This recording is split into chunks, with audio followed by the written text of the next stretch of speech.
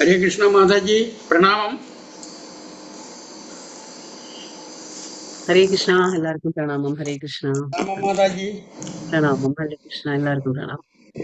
ഓം അജ്ഞാനതിമിരാന്ധസ്യ ജ്ഞാനാഞ്ജനശലാകയ ചക്ഷുരുന്മിലിതമേന തസ്മൈ ശ്രീഗുരവേ നമഃ. ശ്രീചൈതന്യമനോഭീഷ്ടം സ്ഥാപിതം യേന ഭൂതലേ സ്വയം രൂപ കഥാ മഹ്യം ദദാതി സ്വപദാന്തികം.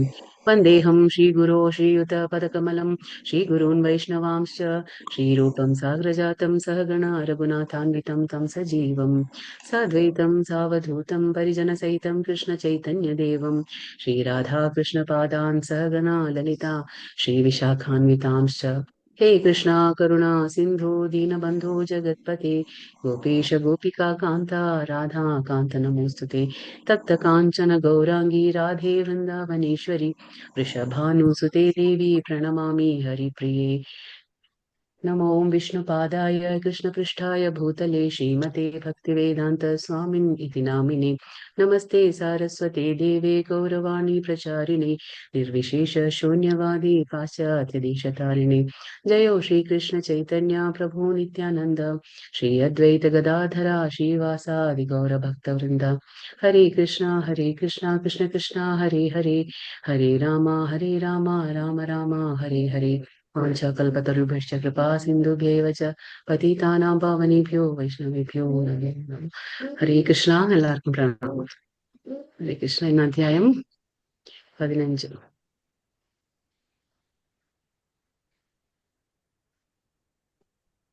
ഹരേ കൃഷ്ണ.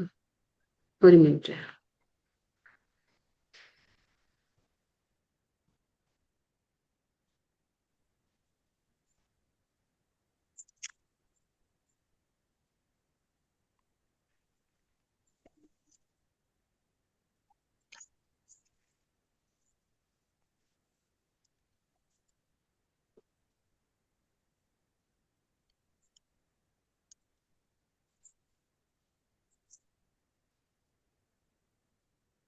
ഹരേ കൃഷ്ണ.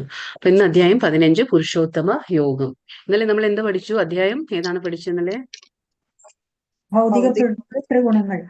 ത്രിഗുണങ്ങൾ. അപ്പൊ ത്രിഗുണങ്ങൾ നമ്മൾ എങ്ങനെ ഇവിടെ ബന്ധിച്ചു വെക്കുന്നു, നമ്മുടെ മുക്തിക്കും എങ്ങനെയാണ് അത് സഹായിക്കുന്നത്.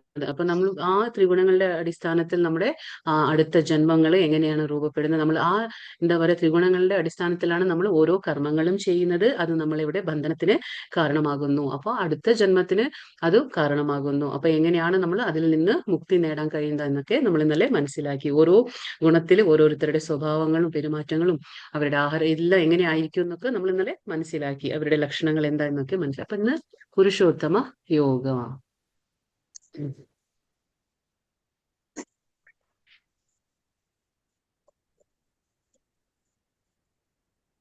ഒരു മിനിറ്റ്.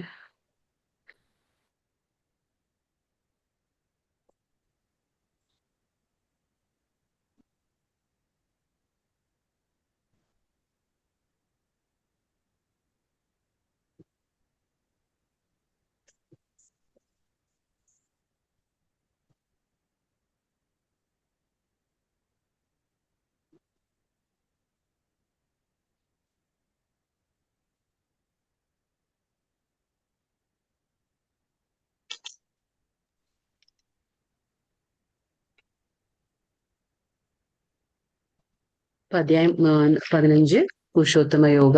ഇവിടെ എന്താ മനസ്സിലാക്കാം നമുക്ക്? ഭഗവാൻ എന്തുകൊണ്ട് പുരുഷോത്തമ എന്ന് വിളിക്കുന്നു, പിന്നെ എന്തിനെ കുറിച്ചാണ് ഈ അധ്യായം പറഞ്ഞത്. അതായത് നമ്മുടെ ഈ ഭൗതിക ബന്ധങ്ങളെ കുറിച്ചാണ് ഈ അധ്യായം നമുക്ക് പറഞ്ഞു തരുന്നത്. ഈ ഭൗതിക ബന്ധങ്ങൾ എങ്ങനെയാണ് നമ്മളെ ഈ ഭൗതികതയിൽ തന്നെ നമ്മളെ പിടിച്ചു വെക്കുന്നത്. നമുക്ക് ഇവിടുന്ന് മുക്തി കിട്ടണമെങ്കിൽ, ആധ്യാത്മിക ലോകത്തേക്ക് ഉയരണമെങ്കിൽ എന്ത് ചെയ്യണം നമ്മൾ എന്നൊക്കെ നമുക്ക് ഈ അധ്യായത്തിൽ മനസ്സിലാക്കാൻ പറ്റും. श्री भगवानुवाच ऊर्ध्वमूलमधःशाकं प्राहुरव्य अश्वत्थं प्राहुरव्ययं छन्दांसि यस्य पर्णानि യസ്തം വേദ സ വേദവിത്ത്. പരമദിവ്യോത്തമ പുരുഷൻ പറഞ്ഞു, വേരുകൾ മേൽപോട്ടും ശാഖകൾ കീഴ്പോട്ടും ആയിട്ട് അക്ഷയമായൊരു അശ്വത്ഥമുണ്ട്. അതിന്റെ ഇലകളാണ് വേദമന്ത്രങ്ങൾ. ഈ വൃക്ഷം എന്തെന്ന് അറിയുന്നവനത്രേ വേദജ്ഞൻ. അപ്പൊ ഇവിടെ എന്തൊക്കെ പറയുന്നുണ്ട്? വേദജ്ഞൻ ആരാണ്? പിന്നെ ഈ അശ്വത്ഥം എന്നുള്ള വൃക്ഷമാണ് പറയുന്നത് ഇവിടെ. അതായത് നമ്മുടെ ഭൗതിക ബന്ധങ്ങളെ അരയാൽ വൃക്ഷത്തോടാണ് ഇവിടെ ഉപമ ചെയ്തിരിക്കുന്നത്. എന്താണ്? നമ്മുടെ ഭൗതിക ബന്ധങ്ങൾ, അതിനെ അരയാൽ വൃക്ഷത്തോടാണ് ഉപമിച്ചിരിക്കുന്നത്. ആ വൃക്ഷത്തിന്റെ പ്രത്യേകത എന്താണ്? ഈ അരയാൽ വൃക്ഷം എന്താണ് പ്രത്യേകത എന്ന് പറഞ്ഞാൽ, സാധാരണ വൃക്ഷങ്ങൾ നമ്മൾ എങ്ങനെ കാണാം? വേരുകളെല്ലാം അല്ലെ കീഴ്പോട്ടായിരിക്കും. പക്ഷെ ഈ അരയാൽ വൃക്ഷത്തിന്റെ വേരുകൾ എങ്ങനെയാണ്? മേൽപോട്ടും, ശാഖകൾ നേരെ തിരിച്ചാണ്. അപ്പൊ ശാഖകൾ കീഴ്പോട്ടുമായിട്ട് അക്ഷയം, അതായത് നശിക്കുന്നില്ല, നാശമാകുന്നില്ല ഈ വൃക്ഷം. അങ്ങനെ നശിക്കാത്ത ഒരു വൃക്ഷമാണിത്. ഏത്? അരയാൽ വൃക്ഷം. അതായത് നമ്മുടെ ഭൗതിക ബന്ധങ്ങളെ കുറിച്ചാണ് പറയുന്നത്. അപ്പൊ വേരുകൾ മേൽപോട്ടും ശാഖകൾ കീഴ്പോട്ടുമായിട്ടുള്ള ഈ ഒരു അശ്വത്ഥമുണ്ട്, അതായത് അരയാൽ വൃക്ഷമുണ്ട്. അതിന്റെ ഇലകൾ എന്താണ്? വേദമന്ത്രങ്ങൾ. അപ്പൊ ഈ ചിത്രത്തിൽ കാണുന്നുണ്ടല്ലേ, നമ്മള് ആ അരയാൽ വൃക്ഷം കാണുന്നുണ്ട്. അപ്പൊ വേരുകളൊക്കെ എവിടെ നിന്ന് വരുന്നുണ്ട്? ആ ബ്രഹ്മലോകം. ഈ ഭൗതിക ഗ്രഹത്തിൽ, അതായത് നമ്മുടെ ഈ ഭൗതികതയിൽ നമ്മൾ നിന്ന് നോക്കുമ്പോൾ, ഈ പ്രപഞ്ചത്തിൽ നിന്ന് നോക്കുമ്പോൾ ഏറ്റവും ഉന്നതമായ ഗ്രഹം ഏതാണ്? ബ്രഹ്മലോകം. അപ്പൊ അവിടുന്ന് തുടങ്ങാണ് ഇതിന്റെ വേരുകളൊക്കെ നമുക്ക് കാണുന്നുണ്ട്. അപ്പോ അവിടെ മുകളിൽ ഒരു വേർഡ് എഴുതിയിട്ടുണ്ട്. എന്താണത്? ഡിസയർ. ഡിസയർ എന്ന്, അത് തൃഷ്ണ. ഡിസയർ എന്ന് പറഞ്ഞ എന്താണ്? തൃഷ്ണ, നമ്മുടെ ആഗ്രഹം, അതാണ് അവിടെ വരുന്നത്. അപ്പോ ആ ഡിസയർ അല്ലെങ്കിൽ ആ തൃഷ്ണ കാരണമാണ് നമ്മൾ ഇവിടെ ഭൗതികതയിൽ കുടുങ്ങിയിരിക്കുന്നത്. അപ്പൊ ഇതിന്റെ വേരുകൾ എവിടെയാ? ബ്രഹ്മലോകത്തു നിന്നും തുടങ്ങുന്നുണ്ട് ഇതിന്റെ വേരുകൾ. പക്ഷെ ഇതിന്റെ വ്യത്യാസം എന്താ പറയാ? മറ്റുള്ള വൃക്ഷങ്ങളെ അപേക്ഷിച്ച് എന്താണിത്? ഇത് വേരുകൾ എന്താ പറയാ, മുകളിലേക്കും അതിന്റെ ശാഖകൾ താഴോട്ടുമാണിത് ഈ വൃക്ഷത്തിന്റെ ഒരു പ്രത്യേകത. പിന്നെ ഇതിന്റെ ഇലകൾ വേദമന്ത്രങ്ങളാണ്. ഈ വൃക്ഷത്തിനെ അറിയുന്നവൻ ആരാണ്? വേദജ്ഞൻ. വേദം എന്ന് പറഞ്ഞാൽ എന്താണ്? ജ്ഞാനം. അപ്പൊ ആരാണോ ഈ വൃക്ഷത്തെ മനസ്സിലാക്കുന്നവൻ, അവൻ വേദജ്ഞൻ, അവന് അറിവ് നേടിയവനാണ് അവൻ. അങ്ങനെ മനസ്സിലാക്കണം നമ്മൾ. ഇവിടെ എന്താ പറയുന്നത്? വൃക്ഷഛായ. വൃക്ഷഛായ എന്ന് പറഞ്ഞാൽ പ്രതിബിംബം, പ്രതിച്ഛായ നമ്മൾ പറയില്ലേ. വൃക്ഷഛായ വെള്ളത്തിൽ നിഴലിക്കുന്നത് പോലെ ആധ്യാത്മികമായ ആ വൃക്ഷത്തിന്റെ നിഴൽ തൃഷ്ണയിൽ സ്ഥിതി ചെയ്യുന്നു. അപ്പൊ ഈ വൃക്ഷം എവിടെയാണ് സ്ഥിതി ചെയ്യുന്നത്? ഈ അരയാൽ വൃക്ഷം, അതായത് നമ്മുടെ ഭൗതിക ബന്ധങ്ങൾ എന്ന അരയാൽ വൃക്ഷം എവിടെയാണ് സ്ഥിതി ചെയ്യുന്നത്? ഇത് തൃഷ്ണ, നമ്മുടെ ആഗ്രഹം, നമ്മൾ കാണിച്ചില്ല ഇപ്പൊ ഡിസയർ എന്ന്, അതാ. അപ്പൊ ഇത് സ്ഥിതി ചെയ്യുന്നത് തൃഷ്ണയിലാണ്. അതാ പറയുന്നത്, ഈ നിഴലിക്കുന്നത്, അതായത് വെള്ളത്തിൽ നിഴലിക്കുന്നത് പോലെ ആധ്യാത്മികമായ ഈ വൃക്ഷത്തിന്റെ നിഴൽ, അതായത് ഒറിജിനൽ വൃക്ഷം വന്നിട്ട്, ഏതാണ് ഒറിജിനൽ വൃക്ഷം? ആധ്യാത്മിക ലോകത്തുണ്ട്. അതിന്റെ നിഴലാണ് ഈ വൃക്ഷം. ഏത്? ഭൗതികമായിട്ട് നമ്മൾ കാണുന്ന വൃക്ഷം, അതിന്റെ നിഴലാണ്. പക്ഷെ ഇത് എവിടെയാണ് സ്ഥിതി ചെയ്യുന്നത്? ആഗ്രഹം, നമ്മൾ പറയില്ലേ തൃഷ്ണയിലാണ് ഇത് സ്ഥിതി ചെയ്യുന്നത്. ഈ ഭൗതികതയുടെ വെളിച്ചത്തിൽ പ്രതിഫലിച്ചു കാണുന്നവയ്ക്കെല്ലാം തൃഷ്ണ തന്നെ കാരണം. എന്താണ് കാരണം? ആഗ്രഹം. നമ്മുടെ ഈ ആഗ്രഹം കാരണമാണ് നമ്മൾ ഇവിടെ തന്നെ നിന്നുകൊണ്ടിരിക്കുന്നത്. കാരണം നമുക്ക് ആഗ്രഹം തീരുന്നത് വരെ നമ്മൾ ഇവിടെ തന്നെ വീണ്ടും വീണ്ടും ജനിക്കും. ആഗ്രഹം ഇല്ലാതാകുമ്പോൾ, ആഗ്രഹം എന്ന് പറഞ്ഞാൽ ഭൗതിക ആഗ്രഹങ്ങൾ എപ്പോഴാണോ അത് ഇല്ലാതാകുന്നത്, അപ്പോൾ മാത്രമാണ് നമുക്ക് ഭഗവാന്റെ ധാമമായ എന്താ പറയാ, പരവ്യോമത്തിൽ സ്ഥിതി ചെയ്യുന്ന ഭഗവാന്റെ ധാമത്തിലേക്ക് നമുക്ക് ഉയരാൻ കഴിയുന്നത്. അപ്പൊ ഭൗതിക ജീവിതത്തിൽ നിന്ന് മോചനം നേടണം എന്ന് ആഗ്രഹിക്കുന്നവർ എന്ത് ചെയ്യണം? ഈ വൃക്ഷത്തെ സമഗ്രമായി അപഗ്രഥനം ചെയ്തറിയണം. അതായത് നമ്മൾ മനസ്സിലാക്കണം ഈ വൃക്ഷം എന്താണ്, ഇതിന്റെ ഓരോ ഭാഗങ്ങൾ എന്തൊക്കെയാണ് എന്ന് നമ്മൾ മനസ്സിലാക്കണം. എന്നാൽ അതിനോടുള്ള ആ ബന്ധം ഛേദിച്ചു കളയാൻ നമുക്ക് കഴിയും. അപ്പൊ ഈ നമ്മൾ പറഞ്ഞു വൃക്ഷം എന്താണ് ഭഗവാൻ ഉപയോഗിച്ചിരിക്കുന്നത്? നമ്മുടെ ഭൗതികമായ ബന്ധങ്ങൾ, അല്ലെ? നമുക്ക് ഒരുപാട് ബന്ധങ്ങളുണ്ട് ഭൗതികമായി. ഇതിലൊക്കെ ഒരുപാട് വേറൊരു എന്താ പറയാ, നമുക്ക് വളരെ ഡീപ്പായിട്ടുള്ള ഒരു അറ്റാച്ച്മെന്റ് ആണ്. ഓരോ ബന്ധത്തിലും നമുക്ക് വളരെയധികം ആഗ്രഹങ്ങളുണ്ട്, ഒരുപാട്. അതാണ് നമ്മൾ ഇവിടെ പിടിച്ചു വെക്കുന്നത്. അപ്പോ ഈ വൃക്ഷം എന്താണ്, ഈ വൃക്ഷത്തിന്റെ ഓരോ ഭാഗങ്ങൾ എന്തിനെയാണ് സൂചിപ്പിക്കുന്നത് എന്ന് നമ്മൾ മനസ്സിലാക്കി കഴിഞ്ഞാൽ ഈ ഭൗതിക ബന്ധത്തിൽ നിന്ന് നമുക്ക് പെട്ടെന്ന് മോചിതരാകാൻ കഴിയും. അങ്ങനെ മോചിതരായാൽ നമുക്ക് ഭഗവാന്റെ ധാമത്തിലേക്ക് എത്താൻ പറ്റും. അല്ലാതെ ഈ വൃക്ഷം അക്ഷയമാണ്, ഇതിന് ഒരിക്കലും നാശമില്ല. ഇതിന്റെ വേരുകൾ എവിടേക്കോ പോയിട്ടുണ്ട്, അതായത് മുകളിലും ഉണ്ട്, താഴോട്ടും ഉണ്ട്. നമുക്ക് ഇതിന്റെ സ്റ്റാർട്ടിങ് എവിടെയാണ്, ഇതിന്റെ തുടക്കം എവിടെ, ഇതിന്റെ അവസാനം എവിടെ ഒന്നും മനസ്സിലാക്കാൻ കഴിയില്ല. കാരണം നമ്മൾ സ്ഥിതി ചെയ്യുന്നത് ഭൂമിയിലാണ്. അപ്പൊ ഇതിന്റെ വേരുകളൊക്കെ ബ്രഹ്മലോകത്ത് നിന്ന് തുടങ്ങാണ്. പക്ഷെ ഇത് താഴോട്ടും പോകുന്നുണ്ട്. അതുകൊണ്ട് നമുക്കിത് മനസ്സിലാക്കാൻ പറ്റില്ല. പക്ഷേ ജ്ഞാനം കൊണ്ട് മനസ്സിലാക്കാൻ പറ്റും നമുക്ക് ഈ കാര്യങ്ങളൊക്കെ. ഇവിടെ 2ാമത്തെ ശ്ലോകത്തിൽ എന്താ പറയുന്നത് ഭഗവാൻ? അധശ്ചോദ്വം പ്രസുതസ്തസ്യ ശാഖാ ഗുണപ്രവൃദ്ധാ വിഷയാ പ്രവാലാഃ അധശ്ച മൂല്യാനനുസന്തതാനി കർമാനുബന്ധീനി മനുഷ്യലോകേ. ഈ വൃക്ഷത്തിന്റെ ശാഖകൾ ഭൗതിക പ്രകൃതിയുടെ ത്രിഗുണങ്ങളാൽ പോഷിക്കപ്പെട്ടു. അതിപ്പോ ഇതിനെ പോഷിപ്പിക്കുന്നത് എന്താണ്? ഭൗതിക പ്രകൃതിയുടെ 3 ഗുണങ്ങൾ. സാധാരണ വൃക്ഷത്തിനെ പോഷിപ്പിക്കുന്നത് എന്താണ്? ജലം. പക്ഷെ ഇവിടെ ഈ വൃക്ഷത്തിനെ പോഷിപ്പിക്കുന്നത് എന്താണ്? ത്രിഗുണങ്ങളാണ്. സത്വ, രജസ്, തമോ എന്നുള്ള ഈ ത്രിഗുണങ്ങളാണ് എന്താ പറയാ, ഈ കാണുന്ന ഭൗതിക പ്രകൃതിയുടെ ഈ ത്രിഗുണങ്ങളാണ് ഈ വൃക്ഷത്തിനെ പോഷിപ്പിക്കുന്നത്. അപ്പൊ താഴോട്ടും മേലോട്ടും പടർന്നു കിടക്കുന്നു. ഈ വൃക്ഷത്തിന്റെ വേരുകൾ എന്താണ്? ഇതൊക്കെ താഴോട്ടും, ഇതിന്റെ ശാഖകൾ താഴോട്ടും മേലോട്ടൊക്കെ പടർന്നു കിടക്കുകയാണ്. ഇന്ദ്രിയ വിഷയങ്ങളാണ് ഇതിന്റെ ചില്ലകൾ.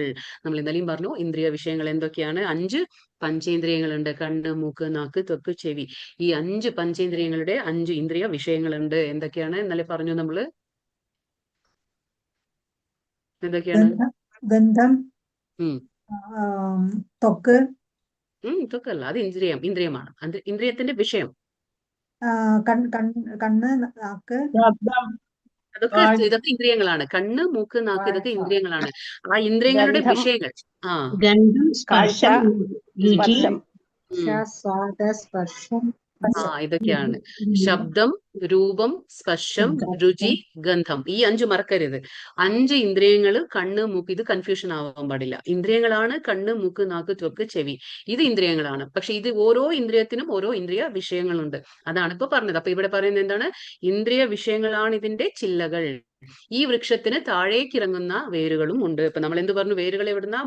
മുകളിലല്ലേ? അപ്പൊ വേരുകൾ മുകളിലോട്ടും പിന്നെ ഇതിന്റെ ശാഖകൾ താഴോട്ടും എന്ന് പറഞ്ഞു. നമ്മൾ മേൽപോട്ടും താഴോട്ടും എന്നൊക്കെ പറഞ്ഞു. പക്ഷേ എന്താ പറയാ, ബ്രഹ്മലോകത്തു നിന്നാണ് ഇത് തുടങ്ങുന്നത്, വേരുകളൊക്കെ. പക്ഷെ എങ്കിലും ഇതിനെന്താണ്? ഈ വൃക്ഷത്തിന് താഴേക്ക് ഇറങ്ങുന്ന വേരുകളും ഉണ്ട്. അതാണ് പറയുന്ന പ്രത്യേകത ഈ വൃക്ഷത്തിന്റെ. ഇവ മനുഷ്യ സമുദായത്തിന്റെ ഫലോധിഷ്ഠ കർമ്മങ്ങളോട് ബന്ധപ്പെട്ടവയത്രേ. മനുഷ്യന്റെ കർമ്മങ്ങൾ, എങ്ങനെയുള്ള കർമ്മങ്ങളാണ് നമ്മൾ ചെയ്യുന്നത്? ഫലമുദ്ദേശിച്ച് ചെയ്യുന്ന കർമ്മങ്ങൾ, അതായത് കാമ്യ കർമ്മങ്ങൾ. ഫലോദ്ദിഷ്ട കർമ്മങ്ങൾ എന്ന് പറഞ്ഞാൽ കാമ്യ കർമ്മങ്ങൾ. അതായത് കാമ്യം എന്ന് പറഞ്ഞാൽ ആഗ്രഹം. നമുക്ക് എന്തെങ്കിലും ഫലങ്ങൾ ആഗ്രഹിച്ചുകൊണ്ട് ചെയ്യുന്ന കർമ്മങ്ങളെ നമ്മൾ ഫലോദ്ദിഷ്ട കർമ്മം എന്ന് പറയും, അല്ലെങ്കിൽ കാമ്യകർമ്മം എന്നും പറയും. അപ്പോ മനുഷ്യ സമുദായത്തിന്റെ ഫലോദ്ദിഷ്ട കർമ്മങ്ങളോടാണ് ഇതൊക്കെ ബന്ധപ്പെട്ടത്. അതുകൊണ്ടാണ് ഇതിന്റെ തുടക്കം എവിടെയാ, ഇതിന്റെ അവസാനം എവിടെയാണെന്നൊന്നും നമുക്ക് മനസ്സിലാക്കാൻ കഴിയില്ല. വൃക്ഷത്തിന്റെ അടിവേര് ബ്രഹ്മലോകത്തിലും മറ്റു വേരുകൾ മാനുഷിക ഗ്രാഹവ്യൂഹങ്ങളിലും ആണ് ഉള്ളത്. അപ്പൊ എന്താണ്? ഇതിന്റെ അടിവേര് എവിടെയാണ്? ബ്രഹ്മലോകം. അവിടെ നിന്നാണ് തുടങ്ങുന്നത്. പിന്നെ മറ്റു വേരുകൾ എവിടെയാണ്? മാനുഷിക ഗ്രഹവ്യൂഹങ്ങളിൽ, അതായത് നമ്മുടെ ഈ ഭൂമിയിലേക്കും അത് ഇറങ്ങുന്നുണ്ട് ഈ വേരുകൾ. മനുഷ്യന് ഉപരിലോകങ്ങളിൽ വെച്ച് പുണ്യകർമ്മങ്ങളുടെ ഫലം അനുഭവിച്ച ശേഷം ഭൂമിയിലേക്ക് തിരിച്ചു വന്ന് തന്റെ കർമ്മങ്ങളെ അഥവാ ഫലോദ്ദിഷ്ട പ്രവർത്തനങ്ങളെ ഉത്കർഷത്തിനായിക്കൊണ്ട് പുനരാരംഭിക്കുന്നു. അപ്പൊ എന്താ പറയുന്നത്? ഇവിടെ നമ്മൾ എന്ത് ചെയ്യും? മനുഷ്യൻ എന്ത് ചെയ്യും? ആ നമ്മൾ കർമ്മങ്ങൾ ചെയ്തുകൊണ്ടിരിക്കുക. അതല്ലേ പറഞ്ഞ ഫലോദിഷ്ട കർമ്മങ്ങൾ. അപ്പോ നമ്മൾ ഫലോദിഷ്ട കർമ്മങ്ങൾ ചെയ്യുന്നു. ചിലപ്പോൾ സൽക്കർമ്മങ്ങൾ ചെയ്യുമ്പോൾ എന്താണ്? അതിന്റെ പുണ്യം അനുഭവിക്കാൻ നമ്മൾ എവിടെ പോകും? ഉപരിലോകങ്ങളിലേക്ക് പോകും. പുണ്യം അനുഭവിക്കാൻ സ്വർഗലോകങ്ങൾ, അങ്ങനെയുള്ള ഉപരിലോകങ്ങളിലേക്ക് നമ്മൾ പോയി കഴിഞ്ഞാല് ആ സമയം, ഒരു പരിധി ഉണ്ടാവും, ഒരു സമയം ഉണ്ടായിരിക്കും. ആ പുണ്യപ്രാപ്തിയുടെ ഒരു സമയമുണ്ട്. ആ സമയം വരെ മാത്രമേ നമുക്ക് അവിടെ ഉപരിലോകങ്ങളിൽ ഇരിക്കാൻ കഴിയുള്ളൂ. ആ പുണ്യത്തിന്റെ ആ അളവെല്ലാം തീർന്ന്, അതിന്റെ ക്വാണ്ടിറ്റി നമ്മൾ പറയില്ല, പുണ്യത്തിന്റെ ആ ഒരു സമയം തീർന്നു കഴിഞ്ഞാൽ നമ്മൾ വീണ്ടും തിരിച്ച് ഈ ഭൂമിയിലേക്ക് തന്നെ വരണം. ഇവിടെ വന്നിട്ട് വീണ്ടും നമ്മൾ എന്ത് ചെയ്യുന്നു? വീണ്ടും ഫലോദ്ദിഷ്ട കർമ്മങ്ങളിൽ തന്നെ നമ്മൾ ഏർപ്പെടുന്നു, പുനരാരംഭിക്കുന്നു. അതുകൊണ്ട് ഈ മനുഷ്യലോകം കർമ്മഭൂമി എന്ന് കരുതപ്പെടുന്നു. അപ്പൊ നമ്മൾ എന്തുകൊണ്ടാണ് ഈ എന്താ പറയാ, മനുഷ്യലോകം, അതായത് ഈ ഭൂമിയെ കർമ്മഭൂമി എന്ന് എന്തുകൊണ്ടാണ് വിളിക്കുന്നത്? കാരണം നമ്മൾ ഏത് ഉന്നത ലോകത്തേക്ക് പോയാലും നമുക്കവിടെ ശാശ്വതമായി നിൽക്കാൻ കഴിയില്ല. കൃഷ്ണൻ 8ാമത്തെ അധ്യായത്തിൽ പറഞ്ഞു, ആ ബ്രഹ്മഭുവനാലോക പുനരാവർത്തിനോ അർജുന. അപ്പൊ അവിടെ എന്താണ്? അതൊക്കെ ദുഃഖങ്ങൾ നിറഞ്ഞിട്ടുള്ള ലോകം തന്നെയാണ്. അതൊന്നും ശാശ്വതമായ ലോകങ്ങളല്ല. ബ്രഹ്മാവിന്റെ ലോകം പോലും ശാശ്വതമല്ല. അപ്പോ നമ്മൾ അവിടേക്ക് എത്തിയാലും നമ്മൾ വീണ്ടും പുണ്യപ്രാപ്തി എല്ലാം അതൊക്കെ തീർന്നു കഴിഞ്ഞാൽ നമ്മൾ വീണ്ടും ഭൂമിയിലേക്ക് തന്നെ വരണം, വീണ്ടും ഇവിടെ പുനരാരംഭിക്കൂ. അപ്പൊ അതുകൊണ്ടാണ് ഭൂമി കർമ്മഭൂമി എന്ന് നമ്മളിവിടെ മനുഷ്യലോകത്തെ നമ്മൾ കർമ്മഭൂമി എന്ന് വിളിക്കുന്നത്. അപ്പൊ ഇവിടെ നമ്മൾ ഈ ചിത്രത്തിൽ എന്താ കണ്ടത്? നമ്മൾ പറഞ്ഞു ഡിസയർ, ആ തൃഷ്ണ. അപ്പൊ എവിടെയാണ് ഈ വൃക്ഷം സ്ഥിതി ചെയ്യുന്നത്? എവിടെയാണ്? തൃഷ്ണ, ആ തൃഷ്ണയിലാണ് സ്ഥിതി ചെയ്യുന്നത്. അതാണ് ഇവിടെ കാണുന്നത് ഡിസയർ. അപ്പോ മുകളിൽ കാണുന്ന എന്താണ്? ഗോലോക വൃന്ദാവന, ഭഗവാന്റെ ഗോലോക വൃന്ദാവനം. അങ്ങനെയാണ്, അവിടെയാണ് ഒറിജിനൽ ആ വൃക്ഷം സ്ഥിതി ചെയ്യുന്നത്. പക്ഷെ അതിന്റെ ഒരു നിഴലായിട്ടാണ് നമ്മൾ ഇവിടെ ഈ വൃക്ഷത്തെ കണക്കാക്കിയത്. ഇപ്പൊ അത് മനസ്സിലാക്കണം. ഇപ്പൊ നമ്മളൊരു ജലാശയത്തിന്റെ അടുത്തേക്ക് പോകുമ്പോൾ അവിടെ നമുക്ക് മനസ്സിലാക്കാൻ പറ്റും, ആ ജലാശയത്തിൽ എന്താണ്? നമുക്ക് വൃക്ഷത്തിന്റെ ആ നിഴൽ കാണുമ്പോൾ നമുക്ക് മനസ്സിലാകും. വേരുകളെല്ലാം മേൽപോട്ടും അതിന്റെ ശാഖകൾ കീഴ്പോട്ടായിട്ടാണ് നമുക്കത് കാണുന്നത്. അതിന്റെ പ്രതിഫലനം അല്ലെ, ആ പ്രതിച്ഛായ അങ്ങനെയാണ് കാണുന്നത്. അതേപോലെയാണ് ആധ്യാത്മിക ലോകത്തിലുള്ള ആ ഒറിജിനൽ ട്രീ, അത് ശരിക്കുള്ള ആ എന്താ ആ ഒരു വൃക്ഷം എന്താ പറയുക പരവ്യോമത്തിൽ, അതായത് സ്പിരിച്വൽ സ്കൈ എന്ന് നമ്മൾ പറയും, ആ പരവ്യോമത്തിലാണ് സ്ഥിതി ചെയ്യുന്നത്. പക്ഷേ ഈ ഭൂമിയിൽ നമ്മൾ കാണുന്നത് എന്താണ്? അതിന്റെ റിഫ്ലക്ഷൻ എന്ന് പറയും, പ്രതിബിംബം അല്ലെങ്കിൽ പ്രതിഫലനമാണ് നമ്മളിവിടെ കണ്ടുകൊണ്ടിരിക്കുന്നത്. അതാണ് ഇവിടെ വർണ്ണിച്ചിരിക്കുന്നത് ഇവിടെ. അപ്പൊ ഇവിടെ ഇത് കാണാം. അപ്പൊ ശാശ്വതമായ വൃക്ഷം ഏതാണ്? ആധ്യാത്മിക ലോകം. ഇപ്പൊ കാണുന്നുണ്ടല്ലേ, ആധ്യാത്മിക ലോകമാണ് ശാശ്വതമായ വൃക്ഷം. ആ വൃക്ഷത്തിന്റെ നിഴലാണ് ഇപ്പൊ നമ്മൾ കാണുന്ന ഈ താൽക്കാലികമായിട്ടുള്ള, ഭഗവാൻ പറഞ്ഞില്ലേ ഇതെങ്ങനെയുള്ളതാണ്? ഇവിടെ ഭൗതിക ലോകം അശാശ്വതവും ദുഃഖപൂർണവുമാണ്, സ്ഥിരമാണ് ഇത് അല്ലെ, ദുഃഖാലയം അശാശ്വതം. അപ്പൊ താൽക്കാലികമായിട്ടുള്ള ഈ പ്രതിഫലനമാണ് ഭൗതിക ലോകം. അപ്പൊ ഇവിടെ എന്താ പറയുന്നത്? പ്രതിഫലനത്തിന്റെ സ്ഥലം ഏതാണ്? നമ്മുടെ യഥാർത്ഥ വൃക്ഷം ആത്മീയ ലോകത്താണ്. ആത്മീകമായ ആ വൃക്ഷത്തിന്റെ നിഴൽ തൃഷ്ണയിൽ സ്ഥിതി ചെയ്യുന്നു. എവിടെയാണ് സ്ഥിതി ചെയ്യുന്നത്? തൃഷ്ണയിൽ, അതായത് ഡിസയർ. അപ്പോ എന്താ പറയാ, മേൽ കീഴായി മറിഞ്ഞ നിഴൽ. അപ്പൊ അതാണ് നമ്മൾ കാണുന്നത്. പിന്നെ രണ്ടാമത്തെ എന്താ പറയുന്നത്? പോഷണം. ഇതിനെ എന്താണ് പോഷണം ചെയ്യുന്നത്? സാധാരണ വൃക്ഷം ജലമാണെങ്കിൽ ഇവിടെ ത്രിഗുണങ്ങളാണ്, സത്വ രജസ് തമസ് എന്ന ത്രിഗുണങ്ങളാണ് ഇതിനെ പോഷിപ്പിക്കുന്നത്. അപ്പൊ ഇതിന് വേരെന്താന്ന് പറയുന്നത്? ഇവിടെ ഭൗതിക അസ്തിത്വത്തിന്റെ വേര് മേൽപോട്ടാണ്. ഇതിന്റെ എന്താണ് വേര്? എവിടെയാണ്? മേൽപോട്ട്, ആ ബ്രഹ്മലോകത്തിൽ നിന്ന് തുടങ്ങുന്നുണ്ട്. അപ്പൊ അത് അത്യുന്നത നിലയിൽ നിന്ന്, അതായത് ബ്രഹ്മലോകത്തിൽ നിന്ന് തുടങ്ങി അതെന്താണ് ദ്വിതീയ വേരുകൾ എവിടെ ഇറങ്ങുന്നുണ്ട്? മനുഷ്യ ഗ്രഹവ്യൂഹങ്ങളിൽ, അതായത് ഭൂലോകം വരെ അത് സ്പ്രെഡായി കിടക്കുകയാണ്. അത് ഇവിടെയും ഇറങ്ങുന്നുണ്ട് അതിന്റെ പേരുകൾ. അതുകൊണ്ടാണ് നമുക്ക് ഇതിന്റെ തുടക്കം മനസ്സിലാകുന്നില്ല. താഴോട്ടും വളരുകയും എല്ലാ ദിശകളിലേക്കും അത് വ്യാപിക്കുകയും ചെയ്യുന്നു. അപ്പോൾ എല്ലാ ദിശയിലും അത് സ്പ്രെഡായി കിടക്കുകയാണ് വേരുകൾ. അതുകൊണ്ട് ഇത് വളരെ കഷ്ടമാണ് ഇത് മനസ്സിലാക്കിയെടുക്കാൻ.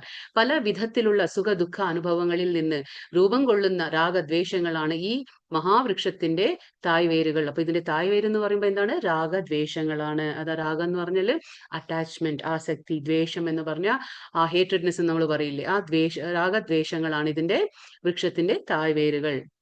എമ്പാടും പടർന്നു കിടക്കുന്ന ഈ വേരുകളിൽ നിന്നാണ് ആസ്തിക്യവും നിരീശ്വരവാദവും പ്രവണതകളായി വളരുന്നത്. അപ്പൊ ഇവിടെ ആസ്തിക്യം എന്ന് പറഞ്ഞാൽ ആ ഭക്തിയും, പിന്നെ അതേപോലെ നിരീശ്വരവാദമാണെങ്കിൽ അതും എല്ലാം, എല്ലാ പ്രവണതകളും എവിടുന്നാണ് വരുന്നത്? ഈ വൃക്ഷത്തിൽ നിന്ന് തന്നെയാണ് വരുന്നത്. ശാഖകൾ, ഇതിന്റെ ശാഖകൾ എങ്ങനെയാണ്? മുകളിലും താഴോട്ടുമായിട്ട് ശാഖകൾ സ്പ്രെഡ് ആയിരിക്കണം. ഇതിന്റെ ഈ വൃക്ഷത്തിന്റെ വിവിധ ജീവജാലങ്ങൾ. അപ്പോ താഴത്തെ ലോകങ്ങളിൽ എന്താണ് കാണുന്നത് നമ്മള്?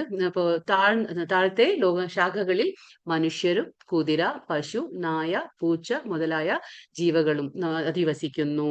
പിന്നെ മുകളിലെ ശാഖകളിലാണ് കുറെ കൂടി ഉയർന്ന നിലയിലുള്ള ജീവസത്തകളായ ദേവന്മാര്, ഗന്ധർവന്മാര് തുടങ്ങിയ ഉന്നത ജീവി വർഗങ്ങളുടെ സ്ഥിതി. അപ്പോ നമ്മൾ ഈ മരം കണ്ടു.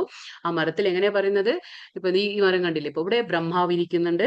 അതേപോലെ അതിന്റെ ബ്രഹ്മാവിന്റെ താഴെ നമുക്കറിയാം തപോലോക, മഹർലോക, ജനലോക എന്നൊക്കെ നമ്മൾ പറഞ്ഞില്ലേ. അപ്പൊ അവിടെയൊക്കെ ഉന്നതമായിട്ടുള്ള ജീവജാലങ്ങളാണ് എന്നും പറഞ്ഞ് അവരൊക്കെ ശാശ്വതമല്ല. ബ്രഹ്മാവ് പോലും ശാശ്വതമല്ല.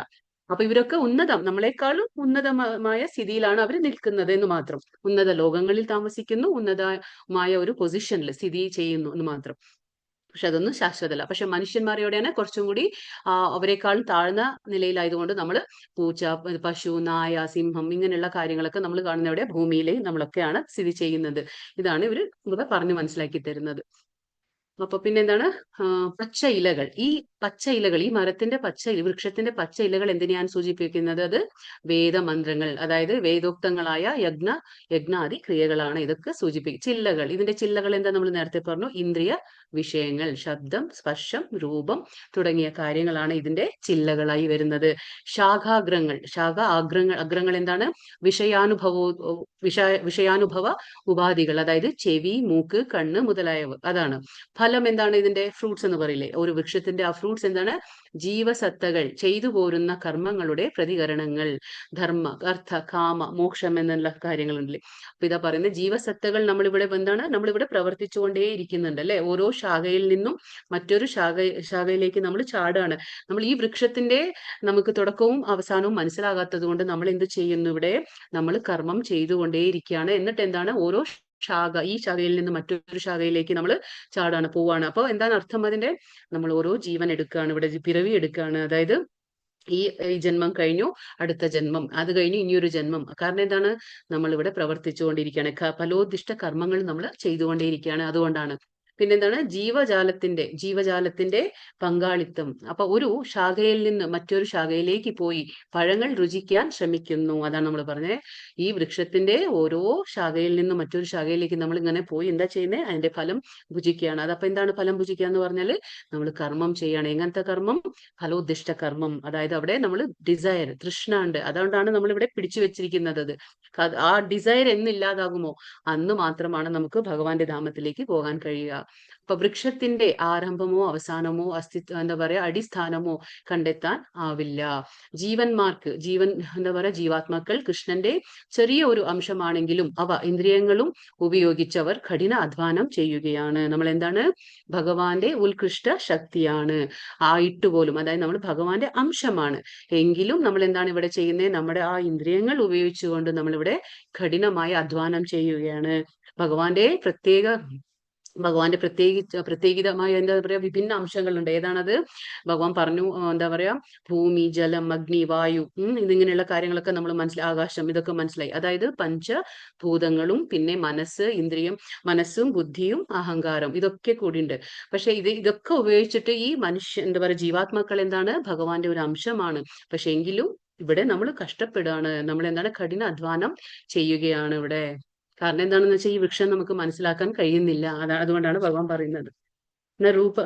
നൂപമസ്യേഹ തതോപലഭ്യതേ നാന്തോ നാദിർന സംപ്രതിഷ്ഠ അശ്വത്ഥമേനം സുവിരൂഢമൂലം അസംഗശസ്ത്രേണ ദൃഢേന ചിത്വാ തതഃ പദം തത്പരിമാർഗിതവ്യം യസ്മിൻ ഗതാനാ നിവർത്തന്തി ഭൂയഃ തമേവ ചാദ്യം പുരുഷം പ്രപദ്യേ യതഃ പ്രവൃത്തി പ്രസൃത പുരാണി.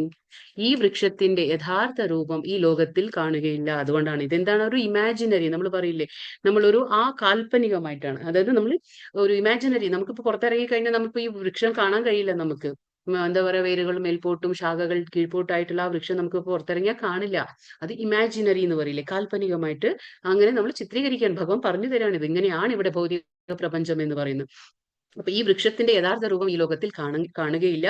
അതിന്റെ ആരംഭമോ അവസാനമോ അടിസ്ഥാനമോ കണ്ടെത്താനാവില്ല. അപ്പൊ വേരുറച്ച് ഉയർന്ന ഈ വൃക്ഷത്തെ ദൃഢനിശ്ചയത്തോടെ വിരക്തിയാകുന്ന ആയുധത്താൽ ഛേദിച്ചു കളയണം.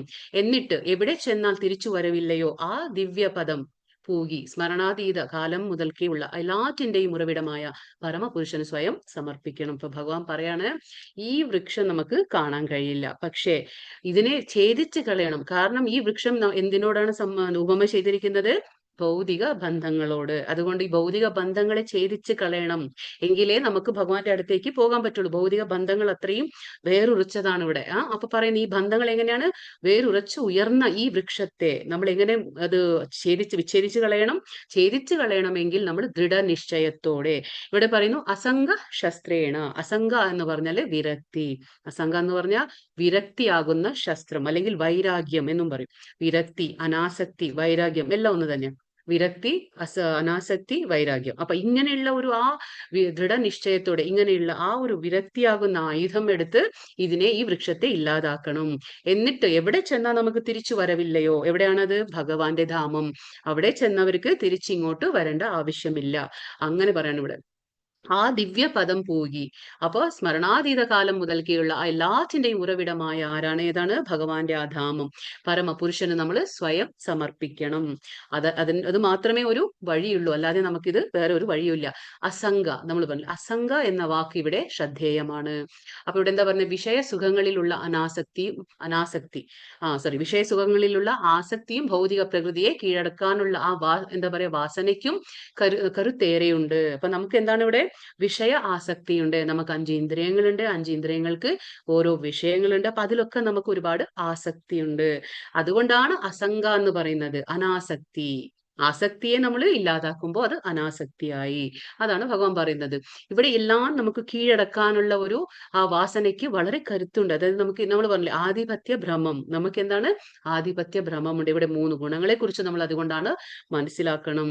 ഈ വൃക്ഷം, കാൽപ്പനികമായിട്ടുള്ള ഈ വൃക്ഷം നമ്മൾ മനസ്സിലാക്കണം എങ്ങനെയുള്ളതാണ്, ഇതിനെ എങ്ങനെ നമ്മൾ ഛേദിച്ച് കളയാൻ പറ്റും എന്നുള്ളതൊക്കെ നമ്മൾ മനസ്സിലാക്കണം. ആ കാരണത്താൽ പ്രാമാണിക ഗ്രന്ഥങ്ങളെ മുൻനിർത്തിക്കൊണ്ടുള്ള ആധ്യാത്മിക ശാസ്ത്രത്തെ ചർച്ച ചെയ്തും ആ ജ്ഞാനികളിൽ നിന്ന് കേട്ടും വൈരാഗ്യം ശീലിക്കണം. അപ്പൊ അസംഗ എന്ന് പറഞ്ഞാൽ അനാസക്തി, വൈരാഗ്യം. അപ്പൊ ഈ വൈരാഗ്യം ഇല്ലാതെ നമുക്ക് ഒരിക്കലും ഈ വൃക്ഷത്തെ ഇല്ലാതാക്കാൻ കഴിയില്ല. കാരണം അത്രയും വേറുറച്ച് ഉയർന്നു കഴിഞ്ഞ വൃക്ഷമാണിത്. അപ്പൊ അതിനെ നമുക്ക് നശിപ്പിക്കാൻ കഴിയില്ല. പക്ഷെ നശിപ്പിക്കാൻ എങ്ങനെ കഴിയും? ഈ അസംഗ ശസ്ത്രേണ. അസംഗ എന്നുള്ള ആയുധം, അസംഗ എന്ന് പറഞ്ഞ വൈരാഗ്യം എന്നുള്ള ആയുധം. ഈ വൈരാഗ്യം എങ്ങനെ മനസ്സിലാവും നമുക്ക്? അതുകൊണ്ടാണ് ജ്ഞാനികളിൽ നിന്ന് കേട്ട് ശാസ്ത്ര പ്രമാണങ്ങളെ, ഈ ഗ്രന്ഥശാസ്ത്രങ്ങളെയൊക്കെ നമ്മൾ എന്തിനും മുൻനിർത്തിക്കൊണ്ട്, ഭഗവത്ഗീത, ഭാഗവതം മുതലായ ഗ്രന്ഥങ്ങളെ മുൻനിർത്തിക്കൊണ്ട് ആധ്യാത്മിക ശാസ്ത്രത്തെ ചർച്ച ചെയ്തും പരസ്പരം, അതല്ലേ ഭഗവാൻ പറഞ്ഞേ, സംബന്ധം മനസ്സിലാക്കി കഴിഞ്ഞാൽ നമ്മൾ എന്ത് ചെയ്യും? അഭിധേയ, നമ്മൾ എന്ത് ചെയ്യും? പരസ്പരം തമ്മില് നമ്മൾ ഇത് ചർച്ച ചെയ്യും. എന്ത് കാര്യങ്ങള്? അത് ഗ്രാമ്യ കാര്യമല്ല, അതായത് നാട്ടുവർത്താനമല്ല, ഭഗവാന്റെ ഈ കാര്യങ്ങൾ, ആധ്യാത്മിക ശാസ്ത്രത്തിന്റെ കാര്യങ്ങളെ കുറിച്ച് നമ്മൾ ചർച്ച ചെയ്യുകയും പിന്നെ ജ്ഞാനികളിൽ നിന്ന് കേട്ട് വൈരാഗ്യം ശീലിക്കണം. ഈ വൈരാഗ്യം നമുക്ക് വിചാരിച്ചുകൊണ്ട് നമുക്ക് ശീലിക്കാൻ പറ്റില്ല. നമ്മൾ എന്താണ്, ആ ഇന്ദ്രിയങ്ങൾക്ക് എന്തായാലും ഇന്ദ്രിയ വിഷയങ്ങളുണ്ട്. പക്ഷെ നമുക്ക് ആ ഇന്ദ്രിയ വിഷയങ്ങൾക്ക് എന്ത് കൊടുക്കണം? ഉയർന്ന രുചി കൊടുക്കണം. അപ്പൊ അത് തനിയെ താഴ്ന്ന രുചി ഇല്ലാതാകും. ഈ താഴ്ന്ന രുചി എന്താണ്?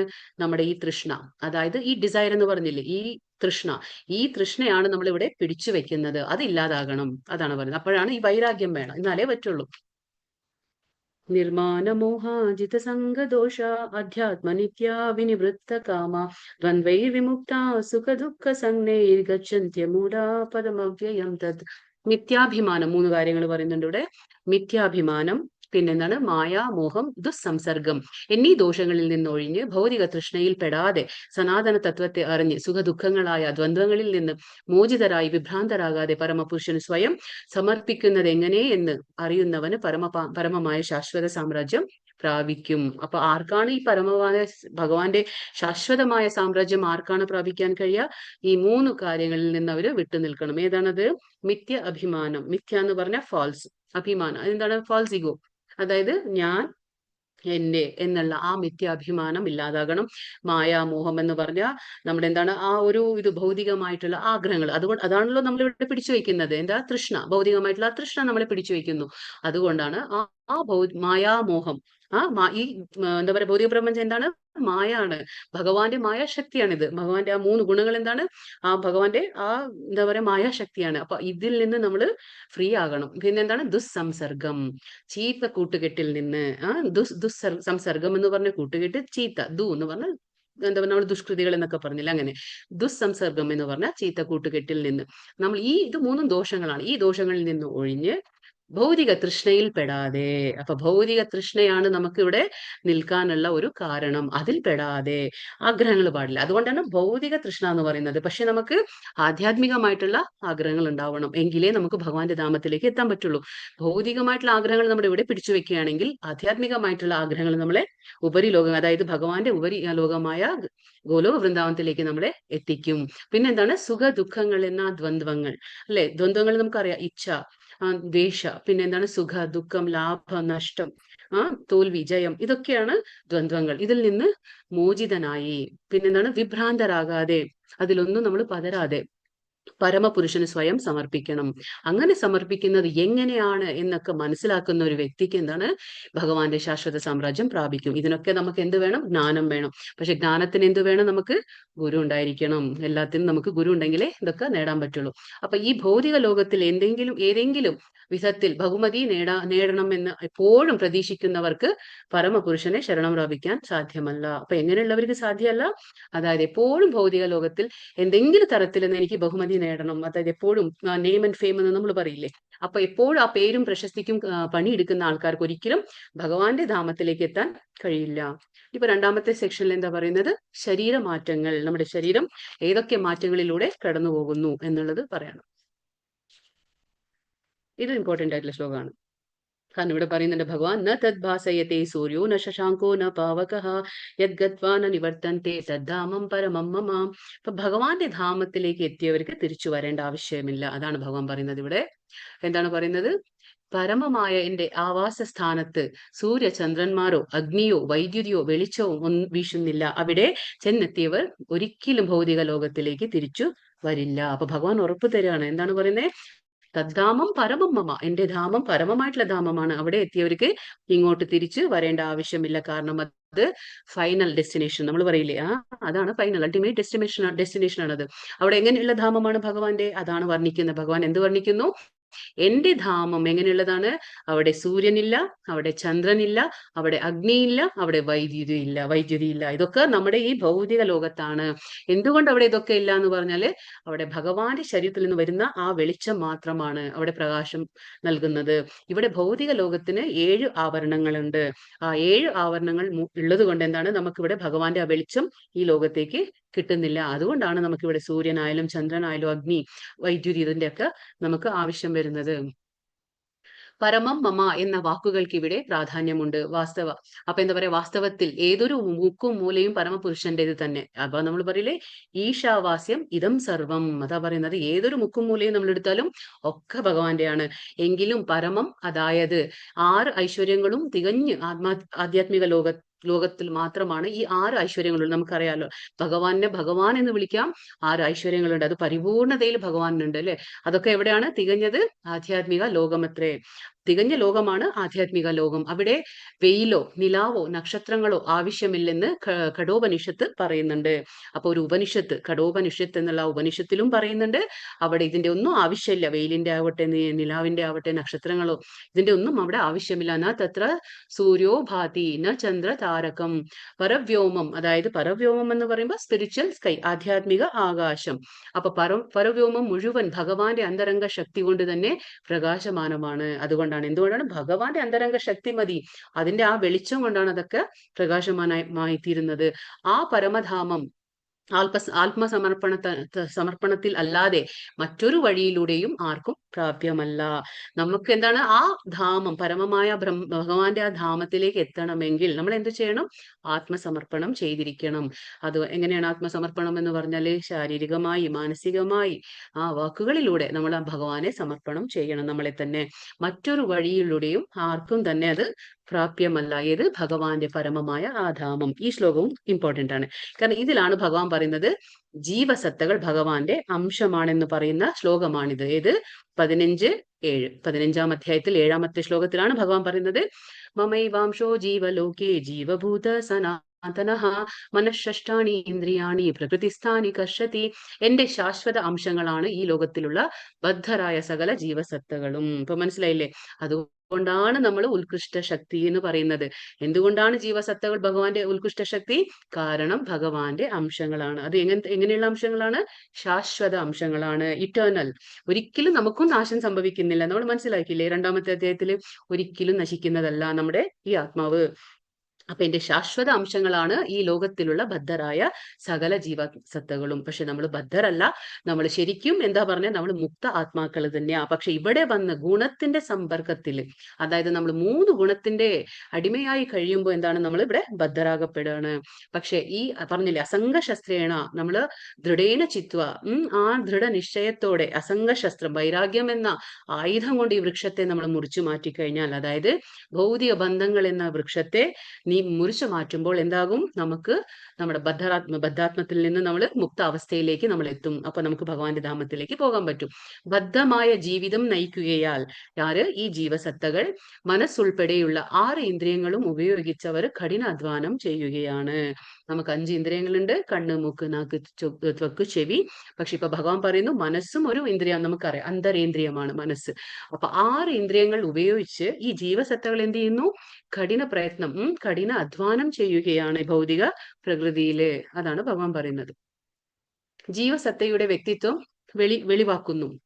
അതാണ് സത്തയുടെ ആ വ്യക്തിത്വം എന്താണെന്നുള്ളത് ഈ ശ്ലോകം പറഞ്ഞു കൊടുക്കുകയാണ്. ഈ ശ്ലോകം പരമപുരുഷന്റെ ചെറിയ ഒരു അംശമാണ് ജീവാത്മാവ് എന്നും അങ്ങനെ തന്നെ ആയിരിക്കും. അപ്പൊ ഇതിൽ ഈ ശ്ലോകത്തിലാണ് ഭഗവാൻ പറയുന്നത് ഈ ജീവസത്ത എന്റെ ഒരു ശാശ്വതമായ അംശമാണെന്ന് ഭഗവാൻ പറയുന്നുണ്ട്. അപ്പൊ ഇത് അങ്ങനെ തന്നെ ആയിരിക്കും. ഇത് എന്താ പറയുന്നത്, ആ ബദ്ധ അവസ്ഥയിൽ. അപ്പൊ ഇത് എന്നെന്നും, അല്ലാതെ ഇതിപ്പോ കുറച്ചു കാലത്തേക്ക് ഇത് ഭഗവാന്റെ അംശമാണ്, പിന്നീട് ഇത് കുറച്ചു കാലം കഴിഞ്ഞാൽ ഭഗവാന്റെ അംശമല്ല എന്നല്ല. ഈ ഭഗവാന്റെ അംശം എന്നുള്ളത് നിരന്തരം ശാശ്വതമാണ്, ഇറ്റേണലി. അതാണ് ഇറ്റേണൽ, ശാശ്വതമായി, എന്നെന്നും അങ്ങനെ ആയിരിക്കും. ബദ്ധാവസ്ഥയിൽ വ്യക്തിഗത ഭാവം കൈകൊള്ളുന്നതെന്നും, പിന്നെ മുക്തി നേടിക്കഴിഞ്ഞാൽ പരമപുരുഷനിൽ ലയിച്ചു ഭഗവാനുമായി താതാത്മ്യം പ്രാപിക്കും എന്നുള്ളത് ശരിയല്ല. അതായത് ചിലർ പറയില്ലേ, നമ്മൾ പറഞ്ഞു മായാവാദികൾ, അല്ലെങ്കിൽ ബ്രഹ്മജ്യോതിസിൽ, ഭഗവാന്റെ ആ ബ്രഹ്മജ്യോതിസിൽ നമ്മൾ 3 ഘട്ടങ്ങളിൽ ഭഗവാനെ മനസ്സിലാക്കുന്നു. ആദ്യത്തെ ബ്രഹ്മജ്യോതിസ്, പിന്നെ പരമാത്മ, പിന്നെ ഭഗവാൻ. അപ്പൊ ആദ്യത്തെ ഘട്ടത്തിൽ മനസ്സിലാക്കുന്ന ആൾക്കാരുണ്ടല്ലോ, അതാരാണ്? ജ്ഞാനികൾ. അപ്പൊ ആ ജ്ഞാനികൾ എന്താ പറയുന്നത്? നമ്മൾ എന്താണ്? ഭഗവാന്റെ അംശമായെങ്കിലും അത് നമ്മളിവിടെ പ്രത്യേക ജീവസത്തകളാണ്. നമ്മൾ എന്താ പറയാ, നമ്മുടെ ആ വ്യക്തിഗത ഭാവം ഇപ്പൊ നിലനിർത്തുന്നു. പക്ഷേ നമ്മൾ മുക്തി നേടിക്കഴിഞ്ഞാൽ, അതായത് നമ്മുടെ ഈ ശരീരം, ഭൗതികമായിട്ടുള്ള ഈ ശരീരം ത്യാഗം ചെയ്യുമ്പോൾ, നമ്മൾ മുക്തി നേടിക്കഴിഞ്ഞാൽ എന്താണ്? നമ്മൾ പരമാത്മാവിൽ ലയിച്ചു പോവാണ്. പരമപുരുഷനിൽ നമ്മൾ ലയിച്ചു ഭഗവാനുമായി ആ താതാത്മ്യം പ്രാപിക്കും എന്നുള്ളത് അവരുടെ വാദം, അത് അവരുടെ സിദ്ധാന്തം. അത് ശരിയല്ല എന്നാണ് പറയുന്നത്. കാരണം അതുകൊണ്ടാണ് അവർ അദ്വൈത ഫിലോസഫി പറയുന്നത്, തത്വം. അദ്വൈത എന്ന് പറഞ്ഞാൽ രണ്ടില്ല, ഒന്ന് തന്നെ. നമ്മളും ഒന്നാണ്, ഭഗവാനും ഒന്നാണ്. നമ്മൾ ഈ ശരീരം ത്യാഗം ചെയ്ത് മുക്തി നേടിക്കഴിഞ്ഞാൽ നമ്മൾ ഭഗവാനായിട്ട് ഒന്നാകും എന്ന് പറയും. അതല്ല, അത് ശരിയല്ല. ജീവൻ എന്നും അംശഭൂതനാണ്. ജീവൻ എന്നും എന്താണ്? അംശഭൂതൻ. അല്ലെങ്കിൽ അവിടെ സേവാ മനോഭാവം ഇല്ലല്ലോ, അല്ലെ? നമ്മളിപ്പോ ഒന്നാവാണെങ്കിൽ നമ്മൾ എന്തിനുകൊണ്ട് ഭഗവാൻ പറയുന്നു ഭക്തി ചെയ്യണം, നീ ഇങ്ങനെ ചെയ്യണം, നീ ഇത് ചെയ്താലേ എന്നെ പ്രാപിക്കാൻ പറ്റും? എന്തുകൊണ്ട് ഭഗവാൻ പറയുന്നു? നമ്മൾ സേവകരാണ്, അതുകൊണ്ടാണ് ഭഗവാൻ ഇതൊക്കെ പറയുന്നത്. ഇവിടെ നമ്മൾ ഒന്നായി കഴിഞ്ഞാൽ പിന്നെ അവിടെ സേവനം നടക്കുന്നത്? അവിടെ സേവനം നടക്കുന്നില്ല. നമ്മൾ ഭഗവാൻ യജമാനനായി കാണണം, അല്ലാതെ നമ്മളും ഭഗവാനും ഒന്നാ എന്നുള്ളത് തെറ്റായ ചിന്താഗതിയാണ്. നമ്മൾ ഭഗവാന്റെ അംശമാണ്, പക്ഷെ വ്യത്യസ്തമാണ്. സനാതന എന്ന് വ്യക്തമായി പറയുന്നു. സനാതന എന്ന് പറഞ്ഞാൽ ശാശ്വതമായത്. നമ്മളവിടെ എന്താ പറയാ, നമ്മുടെ ഈ ദേഹം ത്യജിച്ചു കഴിഞ്ഞാൽ നമ്മൾ ഭഗവാനായിട്ട് ഒന്നാകുന്നില്ല. നമ്മൾ നമ്മുടേതായിട്ടുള്ള ആ വ്യക്തിഗത ആ ഐഡന്റിഫിക്കേഷൻ, പേഴ്സണൽ ഇൻഡിവിജ്വൽ ഐഡന്റിഫിക്കേഷൻ പറയില്ലേ, അപ്പൊ നമ്മുടെ ആ വ്യക്തിഗതമായ ആ ഒരു തിരിച്ചറിവ് നമുക്ക് വേറെ തന്നെ ഉണ്ടായിരിക്കും. നമ്മൾ എന്നും സേവകർ തന്നെ. നമ്മൾ പറഞ്ഞില്ലേ 5 മുക്തിയില്, ശാശ്വതമായ മുക്തി 4 രീതി. പക്ഷെ എങ്കിലും അവരെന്താണ്, ഭക്തന്മാർ എന്താ ചെയ്യുക?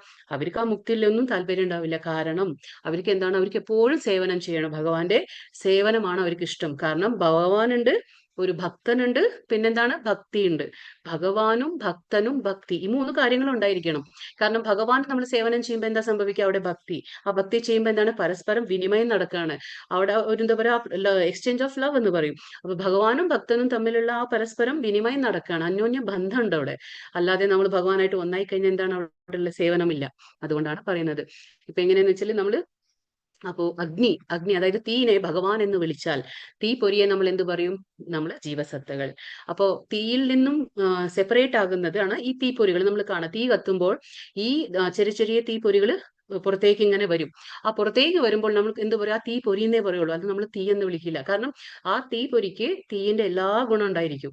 എന്നും പറഞ്ഞ് നമ്മൾ ആ തീ പൊരിയെ നമ്മൾ തീ എന്ന് വിളിക്കില്ല, കാരണം അഗ്നി എന്ന് വിളിക്കുന്നില്ല. കാരണം ഭഗവാൻ അഗ്നിയാണെങ്കിൽ ഭഗവാന്റെ അവിടെ നിന്നും വരുന്ന ചെറിയ ചെറിയ അംശങ്ങളാണ്, ശാശ്വതമായ അംശങ്ങളാണ്. ഗുണമുണ്ടായിരിക്കും, അല്ലെ? തീയിന്റെ എല്ലാ ഗുണങ്ങളും ആ തീപ്പൊരിയിൽ ഉണ്ടായിരിക്കും. പക്ഷെ എന്നും പറഞ്ഞ് നമ്മൾ ആ തീപ്പൊരിയെ തീ എന്ന് വിളിക്കില്ല. അതുപോലെയാണ് നമ്മൾ ജീവസത്തകളും ഭഗവാന്റെയും. ശരീരം യദവാപ്നോതി യച്ഛാ ഉത്ക്രാമതീശ്വരഃ ഗൃഹീത്വൈതാൻ സംയാതി വായുർഗന്ധാനി വാശയത്. ഭൗതിക ലോകത്തിലെ ജീവസത്ത കാറ്റ് ഗന്ധങ്ങളെ എന്ന പോലെ ജീവസങ്കല്പങ്ങളെ ഒരു ശരീരത്തിൽ നിന്ന് മറ്റൊന്നിലേക്ക് കൊണ്ടുപോകുന്നു. അങ്ങനെ ഒരു തരത്തിലുള്ള ശരീരം ഉപേക്ഷിച്ച് മറ്റൊരു തരത്തിലുള്ള ശരീരം സ്വീകരിക്കുന്നു. അപ്പൊ ഇവിടെയാണ് മനസ്സിലാക്കുന്നത്, ഈ ശ്ലോകത്തിലാണ് ഭഗവാൻ നമുക്ക് മനസ്സിലാക്കി തരുന്നത്. അതായത് എങ്ങനെയാണ് ജീവസത്ത ഒരു ശരീരത്തിൽ നിന്നും മറ്റൊരു ശരീരത്തിലേക്ക് മാറുന്നത്, അതെങ്ങനെയാ മാറുന്ന ട്രാൻസ്ഫോർമേഷൻ നമ്മൾ 2-ാമത്തെ അധ്യായത്തില് 13-ാമത്തെ ശ്ലോകത്തിൽ മനസ്സിലാക്കിയല്ലേ. ദേഹിനോസ്മിൻ യഥാദേഹേ കൗമാരം യൗവനം ജര തഥാ ദേഹാന്തര പ്രാപ്തി ധീരസ്തത്ര നമോഹ്യതി. അതായത് നമ്മുടെ ശരീരത്തിൽ, ഒരേ ശരീരത്തിൽ പല മാറ്റങ്ങളും നടക്കും. അതുപോലെ തന്നെ ഈ ശരീരത്തിന്റെ കാലാവധി കഴിയുമ്പോൾ ഈ ഉള്ളിലുള്ള ആത്മാവ് എന്താ പറയാ, സൂക്ഷ്മ ശരീരവുമായിട്ട് പുറത്തേക്ക് വരും. നമ്മൾ പറഞ്ഞു, നമ്മൾ ഈ കാണുന്ന ദേഹം മാത്രമല്ല ഒരു ശരീരമുള്ളത്. അപ്പൊ നമുക്ക് എങ്ങനെയുണ്ട്? ഒരു ആത്മാവുണ്ട്. ആത്മാവിനെ ആദ്യം ആവരണം ചെയ്തിരിക്കുന്നത് സൂക്ഷ്മ ശരീരം. അതില് മിഥ്യാഹങ്കാരം എന്താ വരുന്ന ഇവിടെ? ഫോൾസിഗോ. നമ്മൾ പറയില്ലേ ഇന്റലിജൻസ്, ബുദ്ധി, മിഥ്യാഹങ്കാരം വരും. അതൊക്കെയാണ് ഈ 2-ാമത്തെ ശരീരം വരുന്നത്. 3-ാമത്തെ ശരീരം എന്താണ്? സ്ഥൂലമായ ശരീരം, നമ്മൾ ഈ കാണുന്ന ശരീരം, അതായത് പഞ്ചഭൂതങ്ങൾ കൊണ്ട് ക്രിയേറ്റ് ചെയ്ത ശരീരമാണ് ഏത് നമ്മളിപ്പോ കാണുന്ന ശരീരം. പക്ഷെ ഇത് നശിക്കുമ്പോഴും സൂക്ഷ്മമായ ശരീരമുണ്ട്. അവിടെ ബുദ്ധി, മനസ്സും അഹങ്കാരം ഉണ്ടായിരിക്കും. മൈൻഡ്, ഇന്റലിജൻസ്, ഫോൾസിഗോ എന്ന് പറയും. അപ്പൊ ഒരു ആത്മാവ് ശരീരത്തിൽ നിന്ന് പുറത്തു വരുമ്പോ ഈ സൂക്ഷ്മ ശരീരം കൂടിയിട്ടാണ് പുറത്തേക്ക് വരുന്നത്.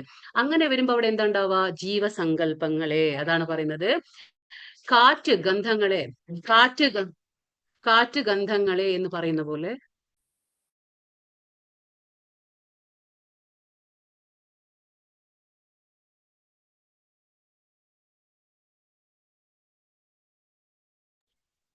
ഇവിടെ എന്താ പറയുന്നത്?